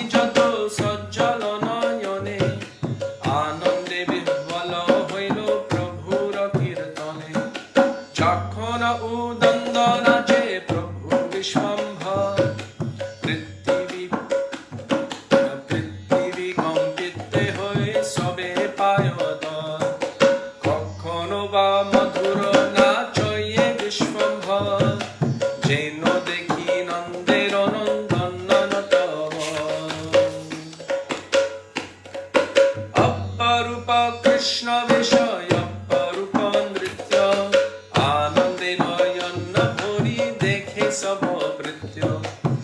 নিচানন্দে নাচে মহাপ্রভু বিশ্বম্ভর চরণের তাল শুনি অতি মনোহর ভাব ভরে মালা নাহি রহয়ে গলায় চিন্দিয়া পদয়ে গিয়া ভক্তের পায় চতুর্দিকে শ্রী হরি মঙ্গল সংকীর্তন মাঝে নাচে জগন্নাথ মিশ্রের নন্দন যার নাম নন্দে শিব বৎসল না জানে যার যাসে নাচে শিব সে নাচে আপনে যার নামে বাল্মীকি হইল তপোধন যার নামে অজামিল পাইল মোচন যার নাম শ্রবণে সংসার বন্ধ ঘুচে হেন প্রভু অবতারি কলে যুগে নাচে যার নাম গায় সুখ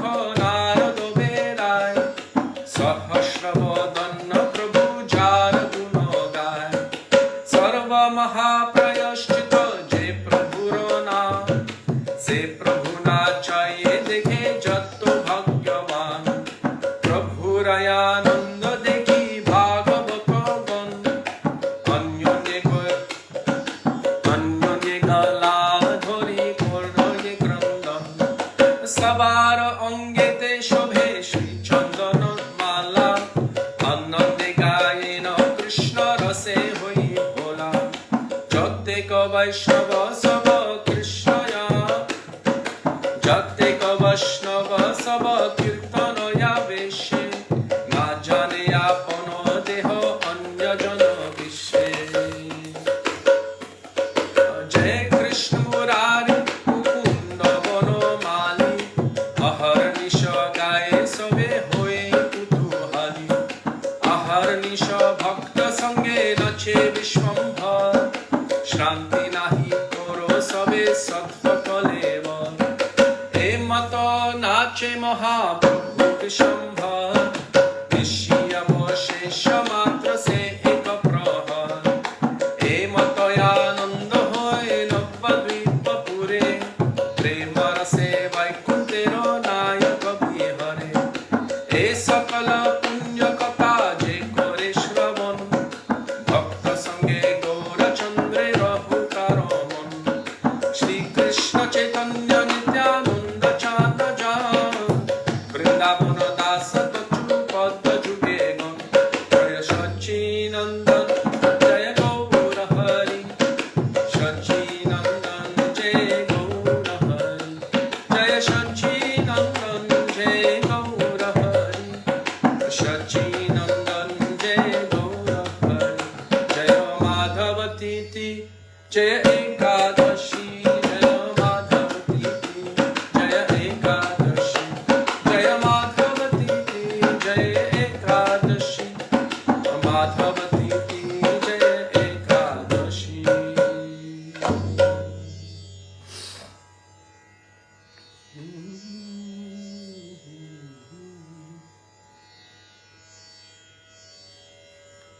হরে Krishna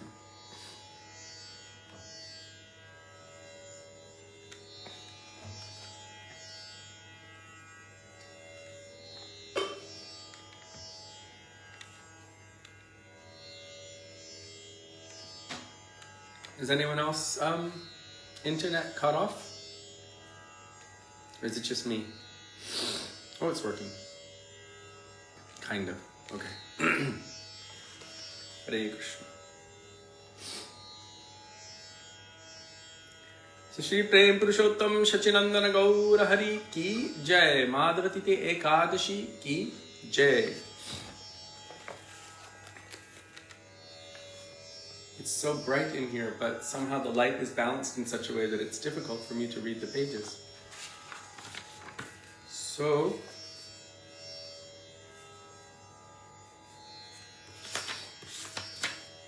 wow, time is going.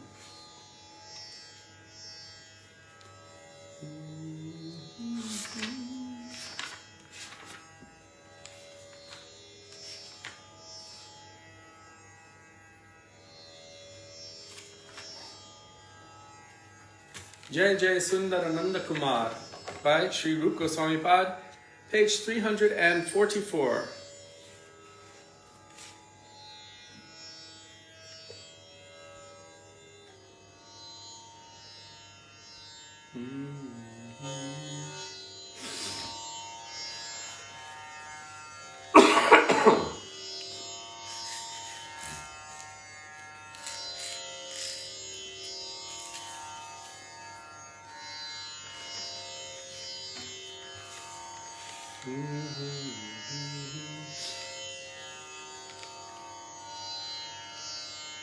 Jaya Jaya Sundaro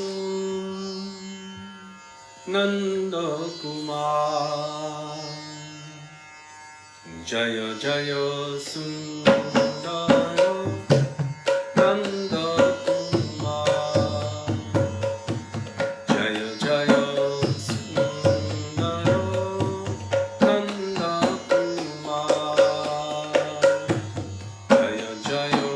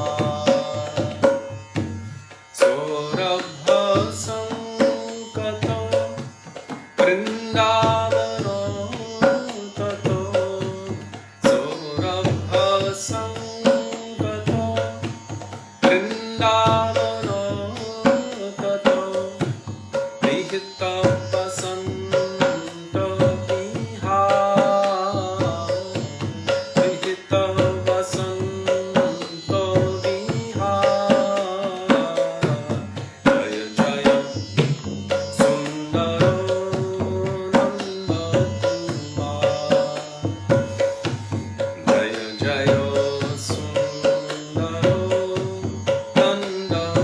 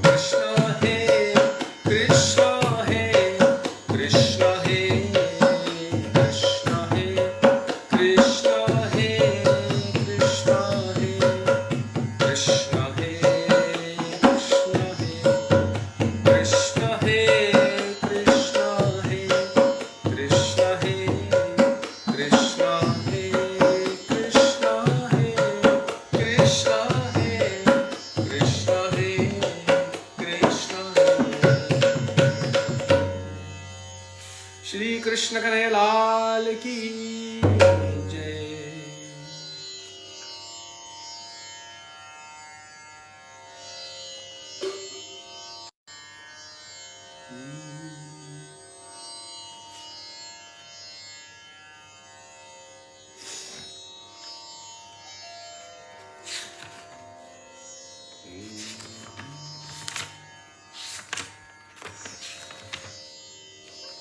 Kalayati Nayanam by Sri Ramananda, page 342, glorifying Srimati Radhika.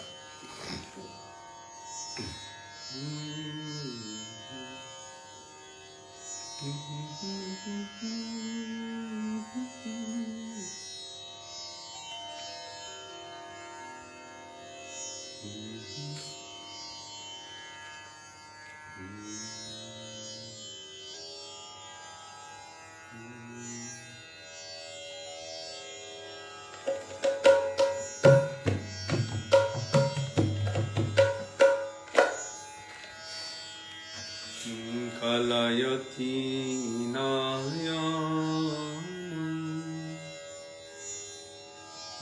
Dishi Dishi Varitam Pankajamiva Mridu Maruta Chalitam Kalayati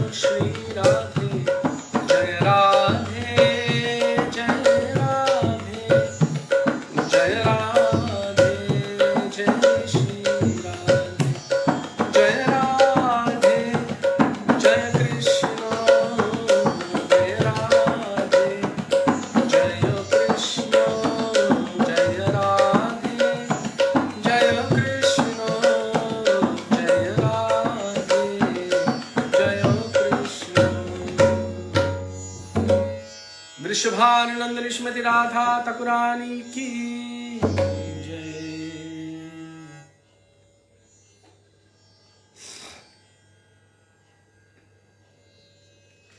And now, we have come to the conclusion of our prayers to Gurudeva, Vaishnavas, our 6 Goswamis, Nitai, Gauranga, Radha and Krishna, that is, Hare Krishna, Shri Jugal Nam, Hare Krishna, Krishna Krishna, Hare Hare, Hare Rama, Rama Rama, Hare Hare.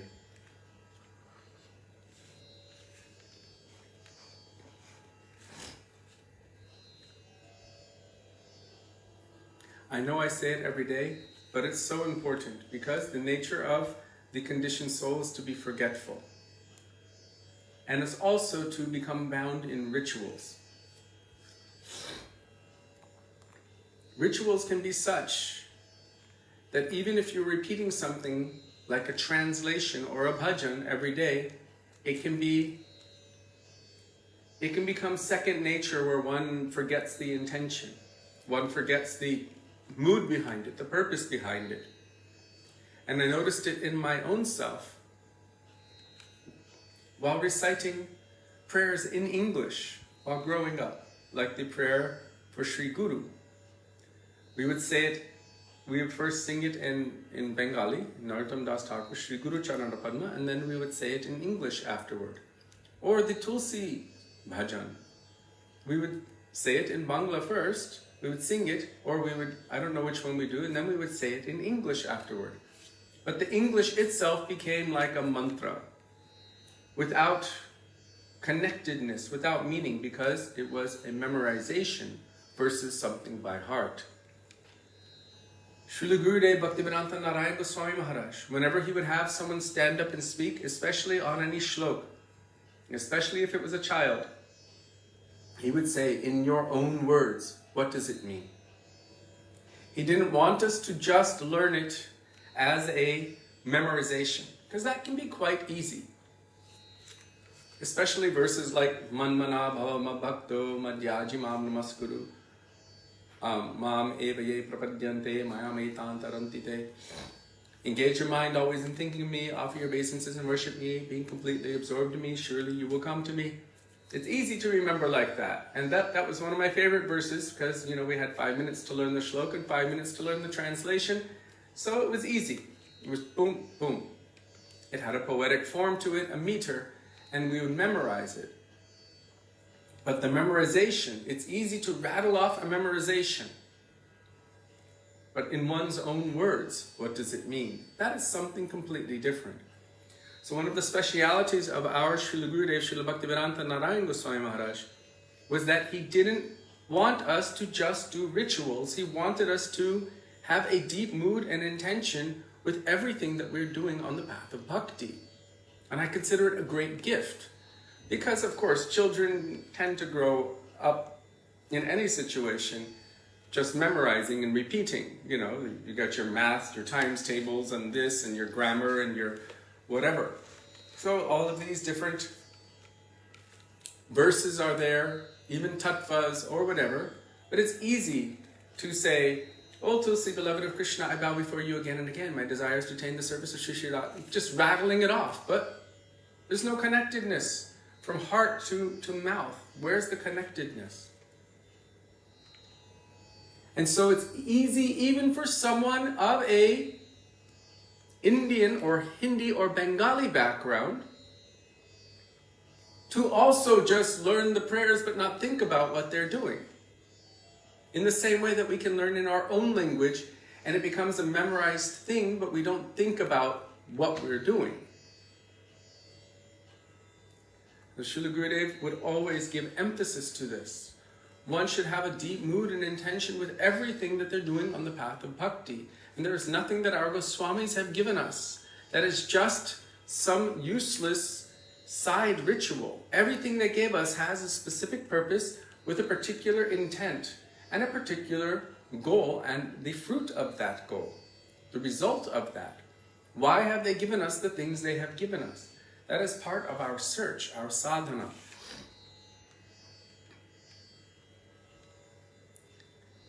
It's a practice, to put it in one's own words. Sudevi and I used to memorize entire classes of Gurudev and then represent them to the best of our memorizing capacity. And where were we? In Switzerland. Krishna Chandra Prabhu, he says to us, so, he didn't even want to hear it because he could sense the lack of connectedness. And he had already learned about connecting much before, way before. So he asked him, I think we were leading Nitai Pada Kamala. He said, so, in this last line, Rakhor Ranga Charanera Pasha, what does this mean to you? And he would stop us. So, when you said this, what does it mean? And he started questioning us in a way that instead of just rattling off memorizations, we actually had to think about what we were going to speak. Find something that connected within us and then share that. So in essence, he was teaching us. And we found that we went up the mountain one way and we came down the mountain changed. And that happened almost every time. It was a very different thing to just be, I'm going to use this term, please forgive me, if you feel it applies to you, I'm speaking to myself, a mindless robot, just going through the motions. And Gurudev was like, no, it's not enough. You need to find the emotion. You need to find your intention, your bhav, otherwise it can't even be called sadhana. What is your goal? If the goal is bhav bhakti, then we must be applying everything in that direction. Otherwise, it can't even be considered sadhana. So many hundreds, if not thousands of devotees, after many years, find themselves to be stagnating. Stagnating. Srila Gurudev explained that bhakti is like a flowing river, bhakti bhagirati. If you take a bucket of water out of that river and put it here and think, I have bhakti, what will happen to that water over time? It will start to get slimy, to stagnate, to smell. Instead of taking that bucket out of there and putting it over here and claiming, I have bhakti, we ourselves should dive and drown in that river of bhakti. It's a very different concept. And we should flow in that river of bhakti toward its original source, which is the ocean. Akila Rasamrita Sindhu, a nectar ocean of Krishna himself, flowing with devotion in that direction. So when we are calling out, when we're doing anything on the path of bhakti, shravanam, hearing, we should be hearing with intention and very carefully and with our antennas up, listening for our Gurudev, for Shastra, for Krishna. Did that sound right? Not just openly accepting everything, because there's so many people telling so many things. I told you before that I tested a group of devotees many years ago who were just kind of blindly accepting. They said something, and so I decided to test them, and I told, just almost like a joke, but as a test. So actually, I had spoken about Krishna Tattva for 5 days straight. And then after that, I said, so the goal is actually to merge into the Brahma Jyoti, and that Krishna, he's just a stepping, like a step to attain to that, correct? And they're all like, yeah. And I said, please raise your hand if you agree with me. I think everyone in the room except for one raised their hand. And then I said, what are you guys thinking? What are you doing? Well, we just accept. No, we don't just accept. We listen carefully. with faith in regard to the right person and the right source, but not just accepting everything whimsically. Our antennas should be up. We should be listening for our Gurudeva everywhere. We should be listening for tattva, siddhanta, truth everywhere, not just for concoction. And the same, there should be intention. What is the purpose of this? This Harikatha should go in and should clean my heart. Prema bhakti jaha hoite, avidya vinasha jate. Ignorance should be destroyed. My faith, this knowledge should come into such an extent that I should become detached from the mundane things of this world. If that's not happening, there's a hole in my boat or my cup. That nectar that's coming in is falling out.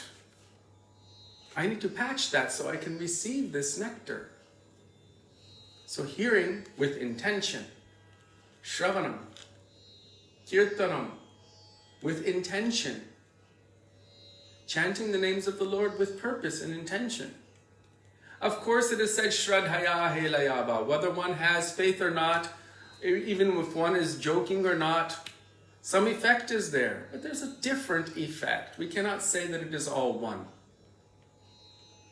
There is definitely a difference between someone chanting without faith or someone chanting in a joking way versus someone calling out in praying to Krishna. And to think that there's not is Mayavad. There's a difference. And so this is given as, yes, there's power anyhow, there's potency, but that does not mean we should remain in that stage forever. How to call Krishna's name? With what mood? With what intention? This is important. It is essential. And so when we're calling out the names of Krishna, especially the Hare Krishna Mahamantra, it can grant anything, any desire that we want. Nama Chintamani Krishna. It can grant any desire. Easily it can fulfill your desire for wealth, for health, for name, for fame, for sense gratification, for all sorts of things. Harinam can give you power by which you can control and manipulate others.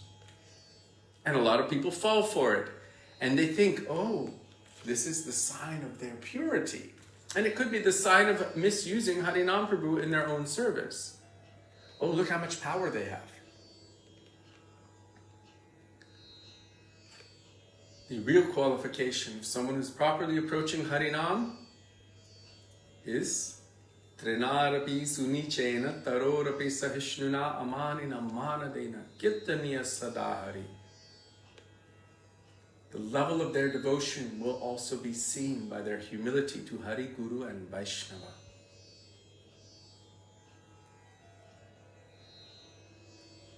So when calling out the holy names of Krishna, what is my mood? What is my purpose? What is my intention? Am I just kind of rattling it off? That's fine. But you're calling someone's name. Whose name are we calling? We're calling the names of Radha and Krishna, Radharaman. If we're calling in a way that is neglectful, the response may come accordingly. If we're calling in a way that is offensive, then the response may come accordingly. If we're calling for love, for prema, for our eternal nature to manifest in divine service to the lotus feet of Radha and Krishna, that may manifest. So our Guru Varga has given us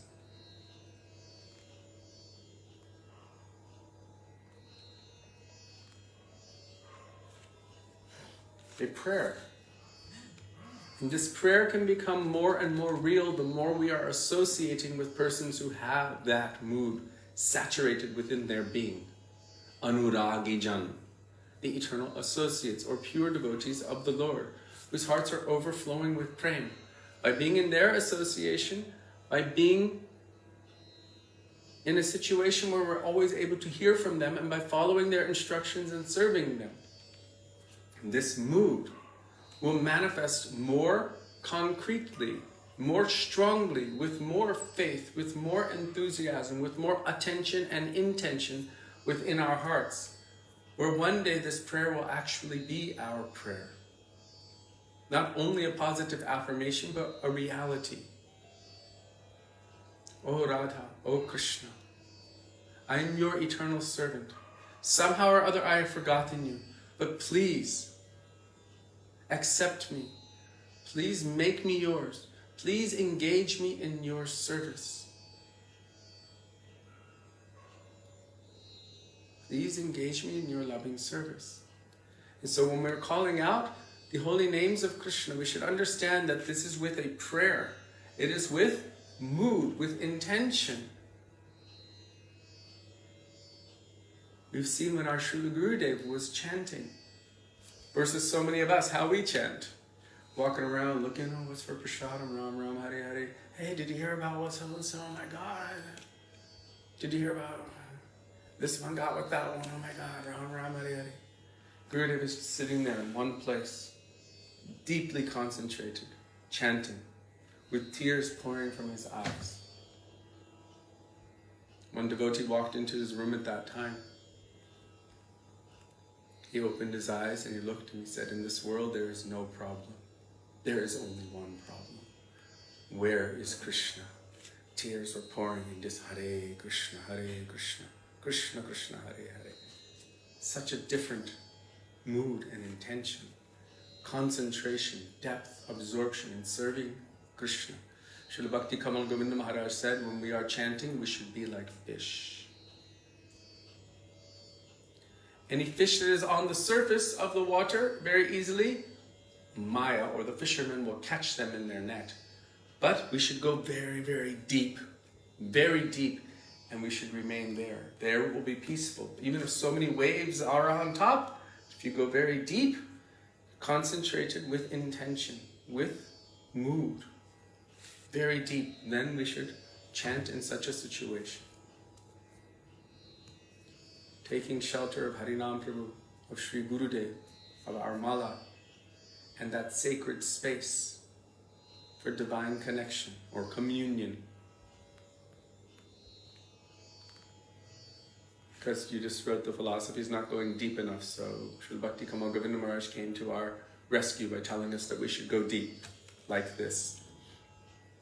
Very concentrated, but prayer. There should be prayer and connectedness, guidance, mood, intention. Then we will start to see a different kind of result, a different kind of effect. Not the general one where we're still floating on the top of the ocean and being smacked by the waves in the material world. Something different will begin to manifest. Shraddha, Nishtha, Ruchi, Asakti, Bhav, Prem, and so forth. So also when we are calling out, especially in Kirtan, it should be with full heart and full volume, for not only our benefit, but the benefit of all other jivas as ordered by Jagat Guru, Gaura Mahaprabhu. He is considered the Guru of the entire universe, and he is given this instruction that the greatest welfare work that one can do is to give Krishna to the jivas. So on his order, we should loudly chant the holy names of the Lord, and by this we can be merciful to all other jivas. So with this we will pray and call out to Sri Harinam Prabhu in the form of Hare Krishna Mahamantra.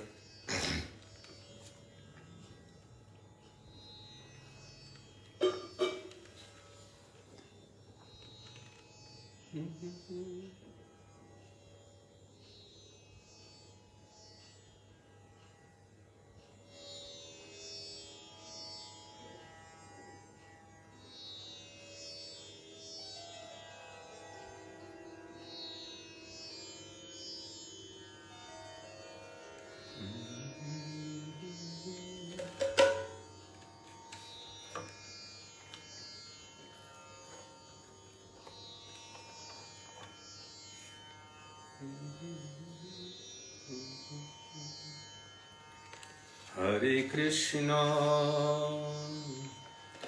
Hare Krishna, Krishna Krishna, Hare Hare, Hare Ram, Hare Ram, Ram Ram, Hare Hare, Hare Krishna, Hare Krishna, Krishna Krishna, Hare Hare, Hare Ram, Hare Ram, Ram Ram, Hare Hare, Hare Krishna, Hare Krishna, Krishna Krishna, Hare Hare, Hare Ram, Hare Ram, Ram Ram, Hare Hare, Hare Krishna, Hare Krishna, Krishna Krishna, Hare Hare,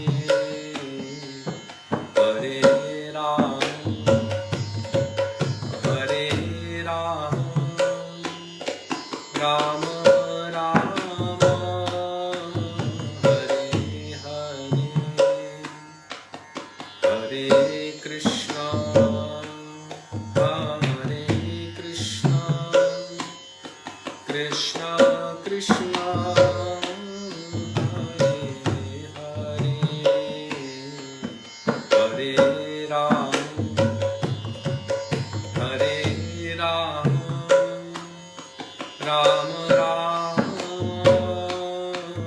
Hare Hare, Hare Krishna, Hare Krishna, Krishna Krishna, Hare Hare, Hare Ram, Hare Ram, Ram Ram, Hare Hare, Hare Krishna, Hare Krishna, Krishna Krishna, Hare Hare, Hare Ram, Hare Ram, Ram Ram, Hare Hare, Hare Krishna, Hare Krishna, Krishna Krishna, Hare Hare, Hare Ram, Hare Ram, Ram Ram, Hare Hare, Hare Krishna, Hare Krishna, Krishna Krishna, Hare Hare, Hare Ram, Hare Ram, Ram Ram, Hare Hare, Hare Krishna, Hare Krishna, Krishna Krishna, Hare Hare, Hare Ram, Hare Ram, Ram Ram, Hare Hare, Hare Krishna,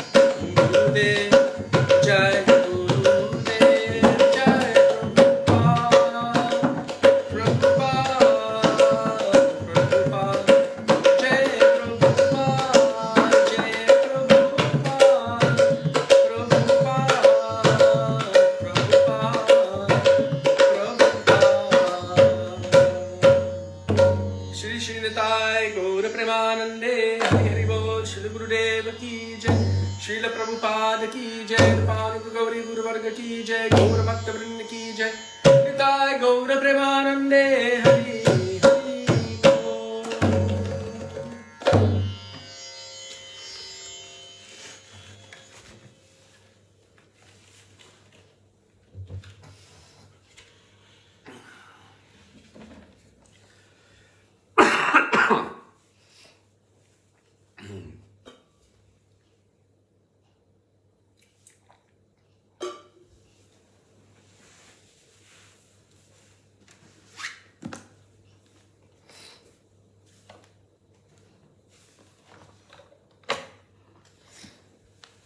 Gurave Gaura Chandraya Radhikaya Tadale Krishnaya Krishna Bhaktaya Tadbhaktaya Namo Namo Ajnanatmirandhasya Jnananjana Shalakaya Chakshurun Militam Yena Tasmai Shri Gurave Namah Namo Om Vishnupadaya Radhikaya Priyatmane Shri Srimad Bhaktivedanta Narayana Namine Namo Om Vishnupadaya Krishna Presthaya Bhutale Srimate Bhaktivedanta Swami Niti Namine Vancha Kalpatarubhyascha Kripa Sindhubhya Evacha Patitanam Pavanebhyo Vaishnavebhyo Namo Namah Shri Krishna Caitanya Prabhu Nityananda Shri Advaita Gadadhar Shivasari Gaura Bhakta Vrinda Hare Krishna Krishna Krishna Hare Hare Hare Rama Rama Rama Hare Hare Mukam Karoti Vachalam Pangum Langayate Girim Yat Kripatamaham Vande Shri Gurum Dinatarinam. First of all, I offer my Dandavat Pranam thousands of times in the dust of the lotus feet of our beloved Srila Gurudev, Nitya Lila Pravishtam Vishnupad, Ashtotara Shata, Shri Srimad Srila Bhakti Vedanta, Narayan Goswami Maharaj. And the same thousands of Dandavat Pranam in the dust of the lotus feet of Nitya Lila Pravishtam Vishnupad, Ashtotara Shata, Shri Srimad Srila Bhakti Vedanta Swami Srila Prabhupada. And to all of our Rupanuga Gaudiya Guru Varga. And to all Vaishnavas past, present and future, including all of you who are present with us today, and the sneezer, I offer my Dandavat Pranam. Dandavat Pranam, dear Vaishnavas. Radhe, Radhe, Radhe Sham. Radhe Sham. So,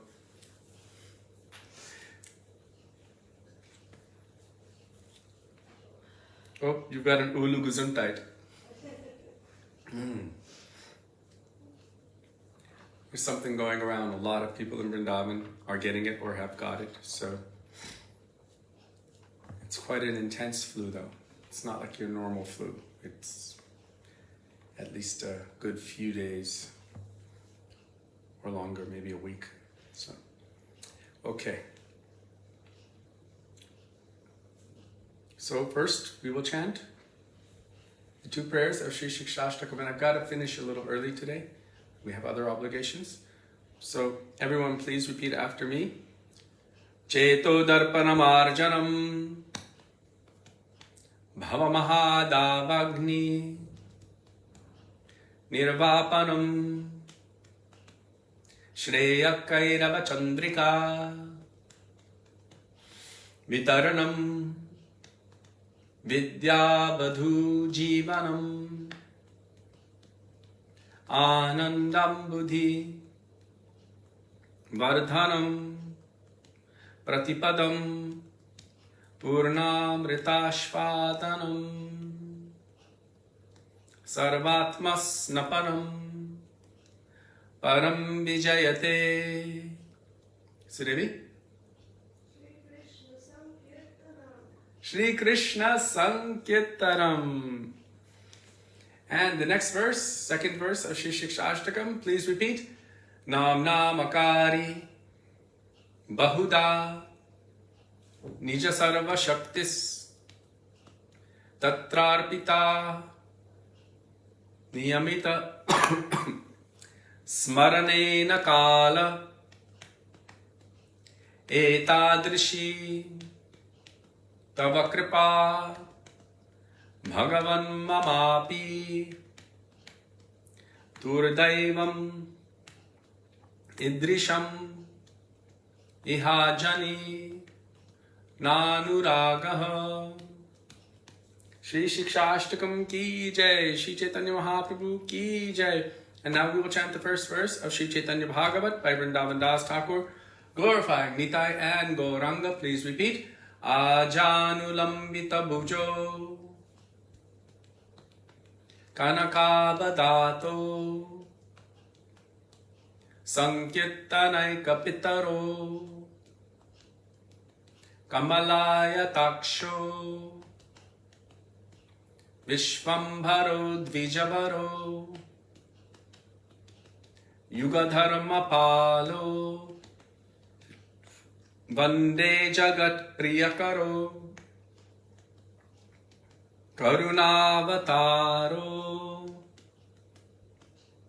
Patipavan Śrī Nityananda Prabhu ki Jai. Prem Purushottam Shachinandan Gaura Hari ki Jai. And let's see what Rudra Prabhu posted today on behalf of Sudevi.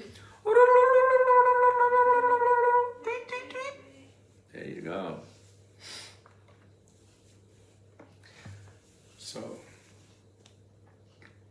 before entering into Sri Vrindavana Dasa Thakura, Śrī Caitanya-bhāgavata, we'll first pray in the dust of the lotus feet of the author and of the commentator, Srila Bhaktisiddhanta Saraswati Thakur Prabhupada, that may even a particle of their moods which are present within these pages manifest itself within our hearts. Sri Vrindavana Dasa Thakura ki Jai. Srila Bhaktisiddhanta Saraswati Thakur Prabhupada ki Jai. Śrī Caitanya-bhāgavata ki Jai. And of course, today is Ekadashi. We're observing Ekadashi, but I figured that the commentary or something special on Ekadashi was present within that beautiful bhajan, Shri Hari Vasare Hari. So we have spoken about Ekadashi.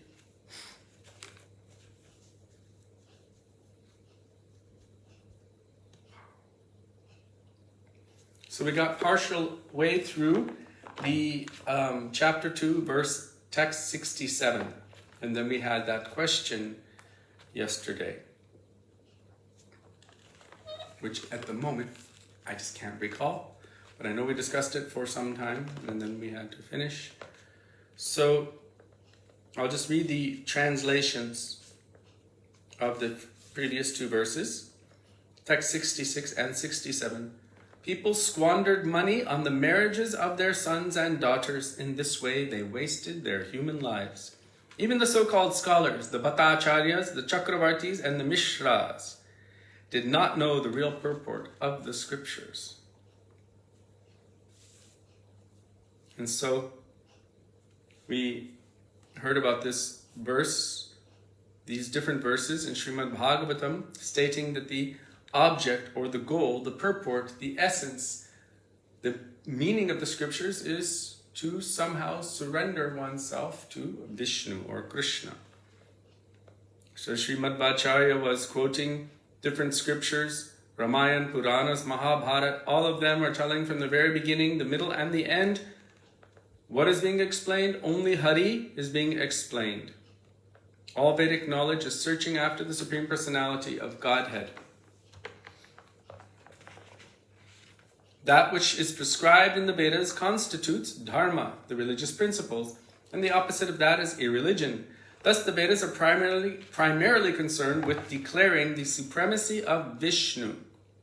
In his commentary on Mahabharata, 32-34, Srimad Bhattacharya states, the Vaisnava Puranas are all factual evidence, being the same as the Pancharatra. All of the original Smritis are also evidence, being supportive. In all of these works, only the supremacy of Vishnu is proclaimed, nothing else. Only the supremacy of Vishnu, nothing else is being claimed or proclaimed. This alone is the final analysis. Other scriptures have been written on the order of Lord Hari for the purpose of bewildering the demons. So we were discussing that yesterday. There are many different scriptures. And they're not all for developing love and devotion for Krishna or for God or for Vishnu. They're according to different levels of consciousness of different individuals. Some are quite in the tamogun aspect, the mode of ignorance. Some are in the mode of passion. Others are in the mode of goodness. And then there are those in the mode of pure goodness. Srimad Bhagavatam is the topmost pure goodness. That means transcendental to goodness, passion, and ignorance, which are the three modes of material nature. So just because something may be called Veda or scripture or this or that, it doesn't mean that we should go and associate with all of it. We must associate with what our Guru and Guru Varga are giving us that will be beneficial for us to attain perfection in loving service to Radha Krishna. Yes, Vishuddha Sattva. Sattva Valambhi Parasattva Vishuddha Sattvam. So this is transcendental. I know the word goodness is used, but actually it is not technically goodness. It is transcendental or divine. And because that is always good, that is different. It is different than material goodness. Material goodness is still binding in this world. Unfortunately. If you do really, really good things, like giving charity to the poor, feed the hungry, help the sick, and all kinds of things like that, and you're really, really nice, by having good character and doing good things, then in your next life you may get a good birth, janma, or you may get wealth, aishvarya, or good education, shruta, or bodily beauty, shri, which is still binding in the material world. And if you do nonsense and bad activities, simple activities, then you will get the opposite of those four. And you can gradually elevate yourself up to even the heavenly planets, and you can enjoy there for thousands and thousands of years, unrestrictedly. But again, one has to fall down. This is all cycling within karma. So, Śrī Caitanya Charitamrita says, Janma koti shukritaya na labhyate.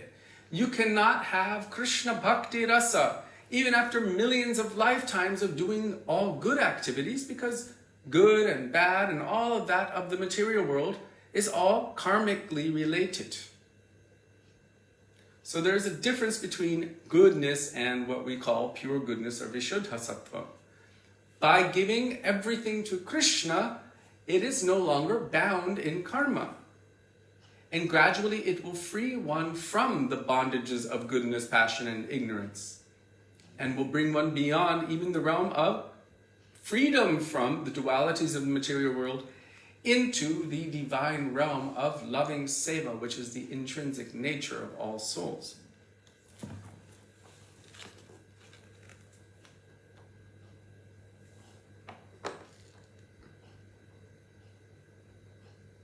Thank you for posting, Rudra. Prabhu from Gurudeva, 2001, December 15th. As a real eternal entity, the jiva is an infinitesimal part and parcel of Sri Krishna. The transcendental nature of both Krishna and the jiva is one, and that nature is love. Krishna is love in fullness or completeness, and the jiva is an infinitesimal particle of that love. Although the jiva is infinitesimal, if he takes shelter of Lord Krishna, his love and affection will also become endless and infinite. Is that not amazing? It's almost incomprehensible, and yet so hopeful. Oh, it was posted by me sometime back, I guess. Thank you for reposting it.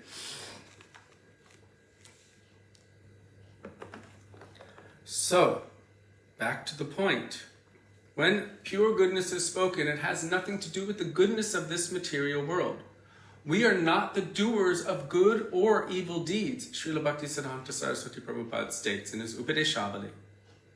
Rather, we are bearers of the instructions of Śrī Caitanya Mahāprabhu, carrying the foot dust of Sri Rupa upon our heads. We don't do good and bad things of this world. This is not our function. Our function is to serve Guru, Gauranga, Radha, and Krishna. So our Srila Prabhupada even said, we're not vegetarian or not vegetarian. Vegetarian and not vegetarian is not our thing. We are prasadatarian. We serve and honor Krishna Prasad. Whether one is vegetarian or not vegetarian does not remove them from the bindings of karma. But if one is offering their food to Krishna, and it must be vegetarian variety, because Krishna won't accept the other way, then that becomes free from karma, free from sin. Otherwise, even being a vegetarian, one is still implicated in removing the soul from the body of that vegetable or fruit or whatever. Everything is binding in karma in this world. So we're not the doers of good or evil deeds. That is not our main concern. Our concern is service to Guru, Gauranga, Radha and Krishna.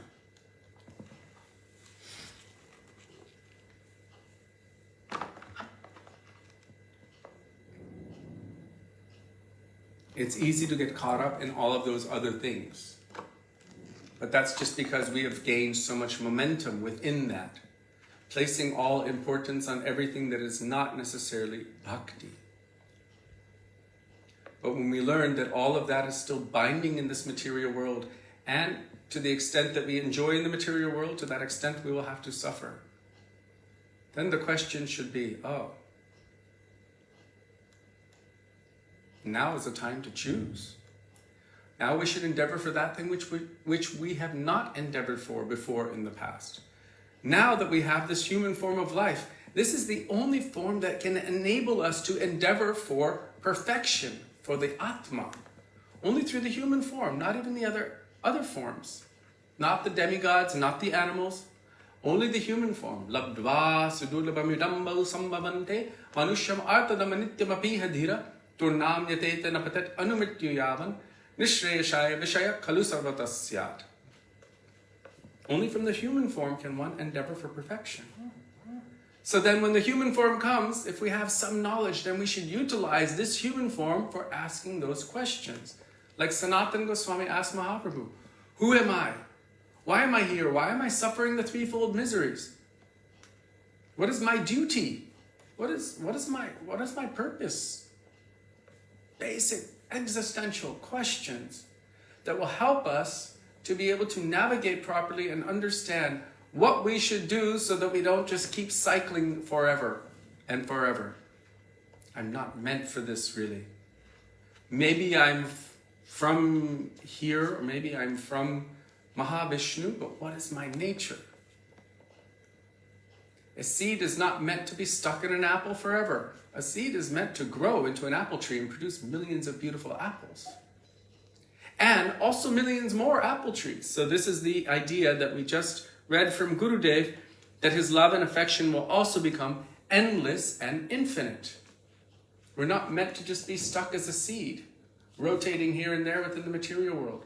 We are meant to be planted, to grow through the medium of Shravan, hearing Harikatha and Kirtan, glorifying that Harikatha, Krishna's names, forms, qualities, and pastimes, and to infinitely, unlimitedly manifest love and affection for Krishna.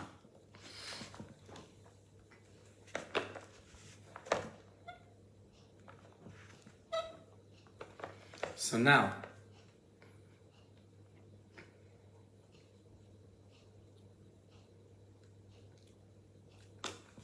we were mentioning that there are different scriptures for different kinds of persons. So it can also be easy for us to become distracted and get involved in all of those scriptures for different persons, in the same way that we can become distracted by all kinds of mundane things in the name of bhakti. It looks like, or could be attributed to, but it's not really. And then we'll find, oh, this process doesn't work. Maybe the process works. Maybe we're not following the process properly. Always under guidance of the pure devotee. Then we will understand the process is working, what is favorable and what is not favorable for bhakti. Anukulyasya sankalpa pratikulyasya varjanam. And we will take and accept those things in our life that are favorable for the increase of devotion in our heart to Krishna, and avoid those things which will not help in that, which will not be beneficial for that. And this will be under the guidance of that expert devotee who can detect and diagnose what is favorable and what is not favorable. Otherwise, it's so easy to become derailed and distracted. Oh, this looks like bhakti. That's what I thought when I went to Fiji. Oh, farming. Yes, this is closest thing to Vaishnava. You know, I'm going to farm on this farm. I became so absorbed in that. I was busy 23 hours a day.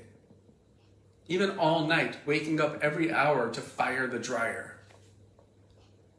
Sudevi nicknamed me Choka. Choka is the name of, you know, when you put eggplant on fire and let it roast, like roasted eggplant. It just, the whole thing is smoked. And so in Fiji, they make this thing with roasted eggplant. After they do that, they take out the insides, mix it with mustard oil and salt and chili, and it's called choka. I smelled like smoke. I was busy constantly. And Gurudeva asked me, what time do you have for Krishna? And I just said, none. He said, then what is the use? Better you should use your energy for traveling and preaching. So I was doing all of these things thinking this is Vaishnava culture.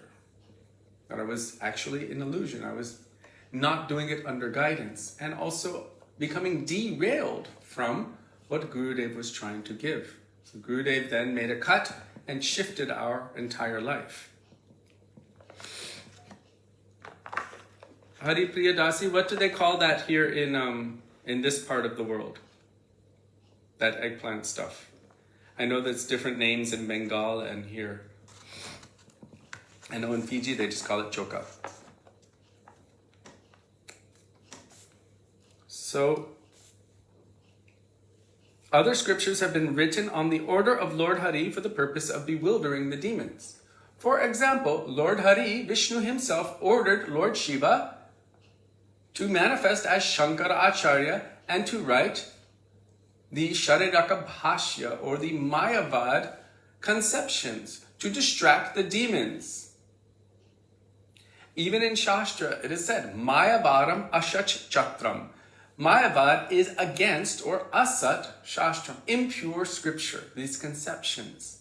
But so many people are following it because really they don't want to serve Krishna, they want to be God. And so it's to distract those with the demonic mindset so that they're not disturbing the devotees. They're just absorbed in doing their own material or mental thing. Begging Kabharta? I don't know. So this was also done, and so many other scriptures were done. And it can be very distracting. Oh, look at this one. Oh, this is beautiful. When I went to, how old was I? 9 years old? 10 years old? My father brought us on an all-India ticket. With Air India and India Airlines, they had this package deal. And we were flying, we had a hub, different hubs. And so one of our hubs was Madras, which is now Chennai. And we would fly to many different cities and then from there go to other places. So we went to all of these places where Mahaprabhu had visited. We went to Madurai, which is one of the cities further south in India, to the Meenakshi temple. And that Meenakshi temple is full of all kinds of figurines. Very well sculpted, thousands and millions of figurines. Engaged in all kinds of sensual activities. And my mom and dad were like, just don't look too closely. But we asked, what is the purpose of all of this? And the pundits there were saying, this is to distract. You need to get beyond this to be able to properly enter into the temple. Beyond all of this distraction. So the scriptures also have so many distractions like this, and you can find it in many of the different Puranas. Many distractions. Srila Gurudev said that some of them are like juicy gossip, something to get you to catch on somehow, and gradually it might pull you toward the pure thing. Srila Gurudev said, that's why Bhagavatam is known as Pramanam Amalam, the spotless evidence, or Srimad Bhagavatam Puranam Amalam, Amal, without any fault, without any flaw. It is completely pure, transcendental, through and through. Nigamakalpataror galitam palam shukamakar amta dravasamyutam pipat bhagavatam rasamalayam mahuraho rasika bhuvi bhavukaha.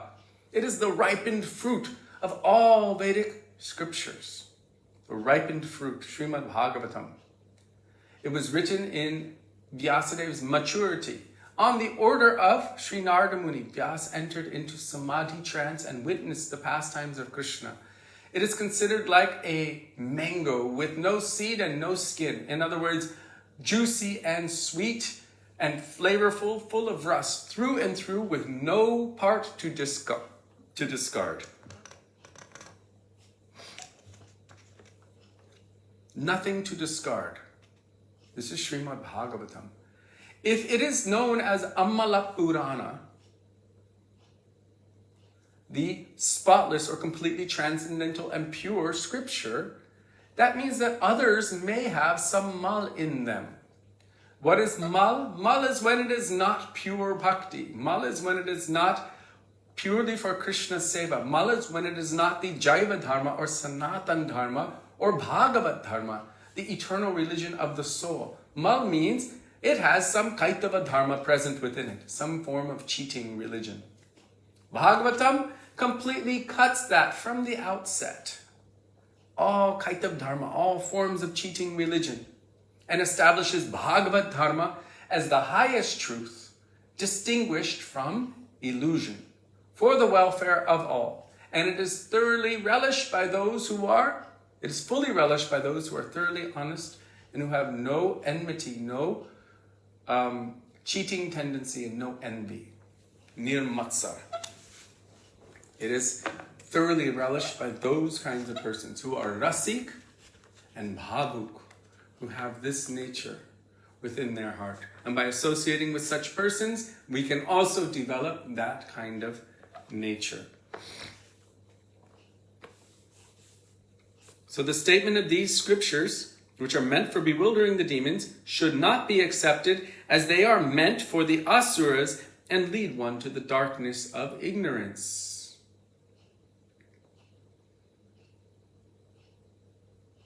In other words, it's not for us. So we should definitely be under guidance and not just think, oh, that's some scripture from India, let me go for it. It can take us and cast us into the darkness of ignorance. I know one person, they have this book, this ancient book, really ancient book, hundreds if not thousands, hundreds and hundreds of years old. And it's full of all tantras, all kinds of black magic spells for casting on people. And it's some kind of scripture, but it's dark tantra stuff. Very, I'm like, close that book and put it away and don't ever use it. This is not favorable for bhakti. But these kinds of things you can find also in the scriptures. This is not for us. What our Goswamis have given us, we can trust 100%, because their intention is only for awakening the bhakti, which is our birthright, love and affection for and service to Krishna. So other scriptures have been written on the order of Lord Hari for the purpose of bewildering the demons. The statements of these scriptures should not be accepted as they are meant for the asuras and lead one to the darkness of ignorance. In his commentary on the Vedanta Sutras, Srimad Bhattacharya quotes the following verse from the Padma Purana. Just as the Purusha Shukta continually glorifies Vishnu, my mind continually glorifies Vishnu. In his commentary on the Bhagavad Gita, Srimad Bhattacharya quotes from the Naradiya Purana as follows. It is proclaimed that the Vaishnava scriptures consist of the Pancharatra, page 171, consist of the Pancharatra, the Mahabharata, the original Ramayana, the Puranas, and the Bhagavatam. The Puranas glorifying Lord Shiva should be adjusted so that their statements do not conflict with the Vaishnava literatures.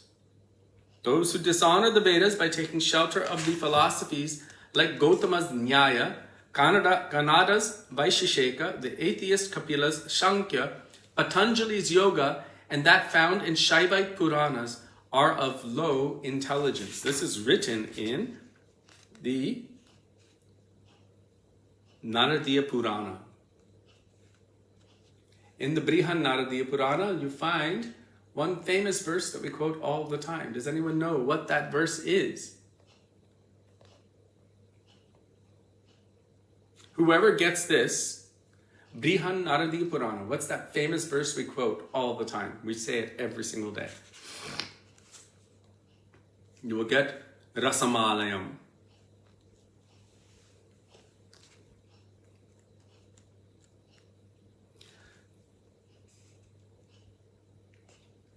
So, in the south, there were very famous and powerful Shaivite kings. We heard this history from the followers of Ramanuja Sampradaya. And they actually discarded some sections of the Vedas. Luckily, they had been kept in other locations. But they discarded the parts of the Vedas which described worshipping Vishnu as the topmost. So there were actually massive wars, battles fought.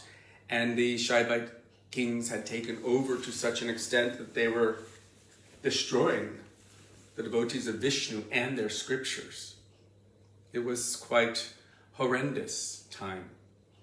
And so our great acharyas, Madhvacharya, Ramanujacharya, Nimbaditya, Vishnu Swami, they were bringing these shastras and scriptures back to the forefront again. They were hidden, they were taken, they were removed, ripped apart, taken out of anyone's collection of Veda. Anything which was glorifying Vishnu or Narayan as the supreme was removed. And instead they were placing Shiva as the topmost. But here, Naradi Purana says that the Puranas glorifying Lord Shiva should be adjusted so that their statements do not conflict with the Vaisnava literatures. So this is something quite interesting. So those who dishonor the Vedas by taking shelter of philosophies like the ones mentioned and those that are found in the Shaivite Puranas are of low intelligence. This is history, Haripriya. It is history. So the Bhattacharyas who were expert in teaching, the Chakravartis who were expert in fruitive rituals, and the Mishras who were learned scholars were simply engaged in scriptural debate. Therefore, they were unable to understand the purport of the Shastras and essence of the Vedas. They were simply engaged in the path of useless fruitive activities and mental speculation. They could not understand that the only purpose of all activities of the living entities and the only goal of all scriptures is devotional service for the pleasure of Lord Hari. Again, the only purpose of all activities of the living entities and the only goal of all scriptures is devotional service for the pleasure of Lord Hari. Madhurena samarpayet. Srila Gurudeva ki jai, Srila Prabhupada ki jai, Śrī Caitanya-bhāgavata ki jai, Shri Vrindavana Dasa Thakura ki jai, Srila Bhakti Siddhanta Saraswati Thakur Prabhupada ki jai, Gaura Bhakta Vrinda ki jai, Madhav Titi Ekadashi ki jai, Gaura Premanande, Hari Hari Bol. Hare Krishna, Krishna Krishna, Hare Hare, Hare Rama, Hare Rama, Rama Rama, Hare Hare, Hare Krishna, Krishna Krishna, Hare Hare, Hare Rama, Hare Rama, Rama Rama, Hare Hare, Hare Krishna, Krishna Krishna, Hare Hare, Hare Rama, Hare Rama, Rama Rama, Hare Hare, Hare Krishna, Krishna Krishna, Hare Hare, Hare Rama, Hare Rama, Rama Rama, Hare Hare.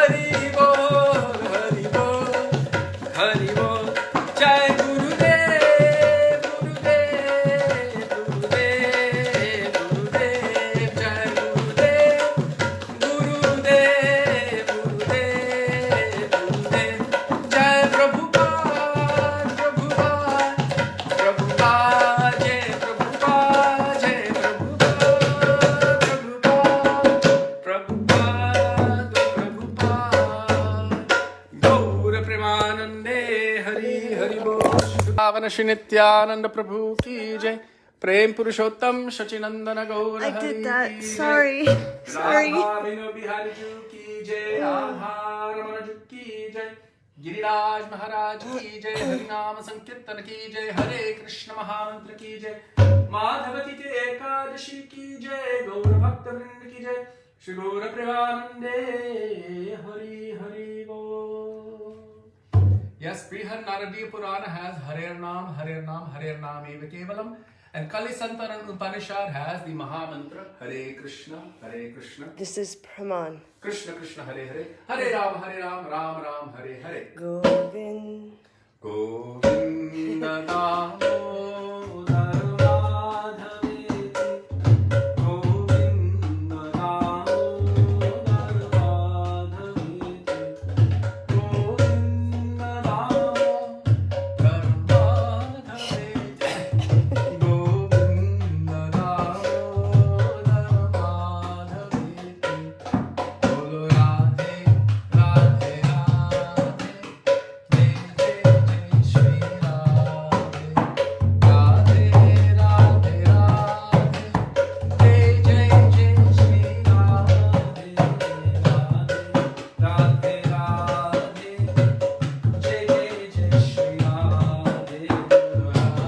They also have camel. Well, a camel and a horse here too. They have lots of toys. Shri Vino Bihari Ju ki Jai. jai, jai jai Shri Radhe, jai jai Shri Radhe, jai jai Shri Radhe, Sham Gaura Premanande. So thank you all very much for being with us today and giving us the opportunity to remember the beautiful teachings of our Gurudev and Guru Varga. Also, we'd like to express our deepest appreciation and indebtedness to each and every one of you for daily giving us the opportunity to follow the order of our Shri Gurudev, which is our life and soul. We look forward to being with all of you tomorrow. Dandavat Pranam. Dandavat Pranam, dear Vaishnavas. Radha Vino Bihari Ju Sachinandana Gaura Gaura Hari ki Ki Jai. Jiviriamo domani, hasta mañana, kal milenge, tat morgen.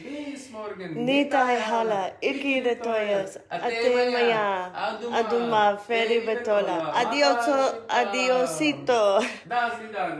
Hey mom, Radhe Shyam. Hey mom, hey Lavang. Dandavat Pranam, oh beautiful Vaishnavas. And I didn't say it, Kishori did, but well done yesterday, Anjali. Okay, dear Vaishnavas, see you tomorrow. Dandavat Pranam. Radhe Radhe. Radhe Radhe.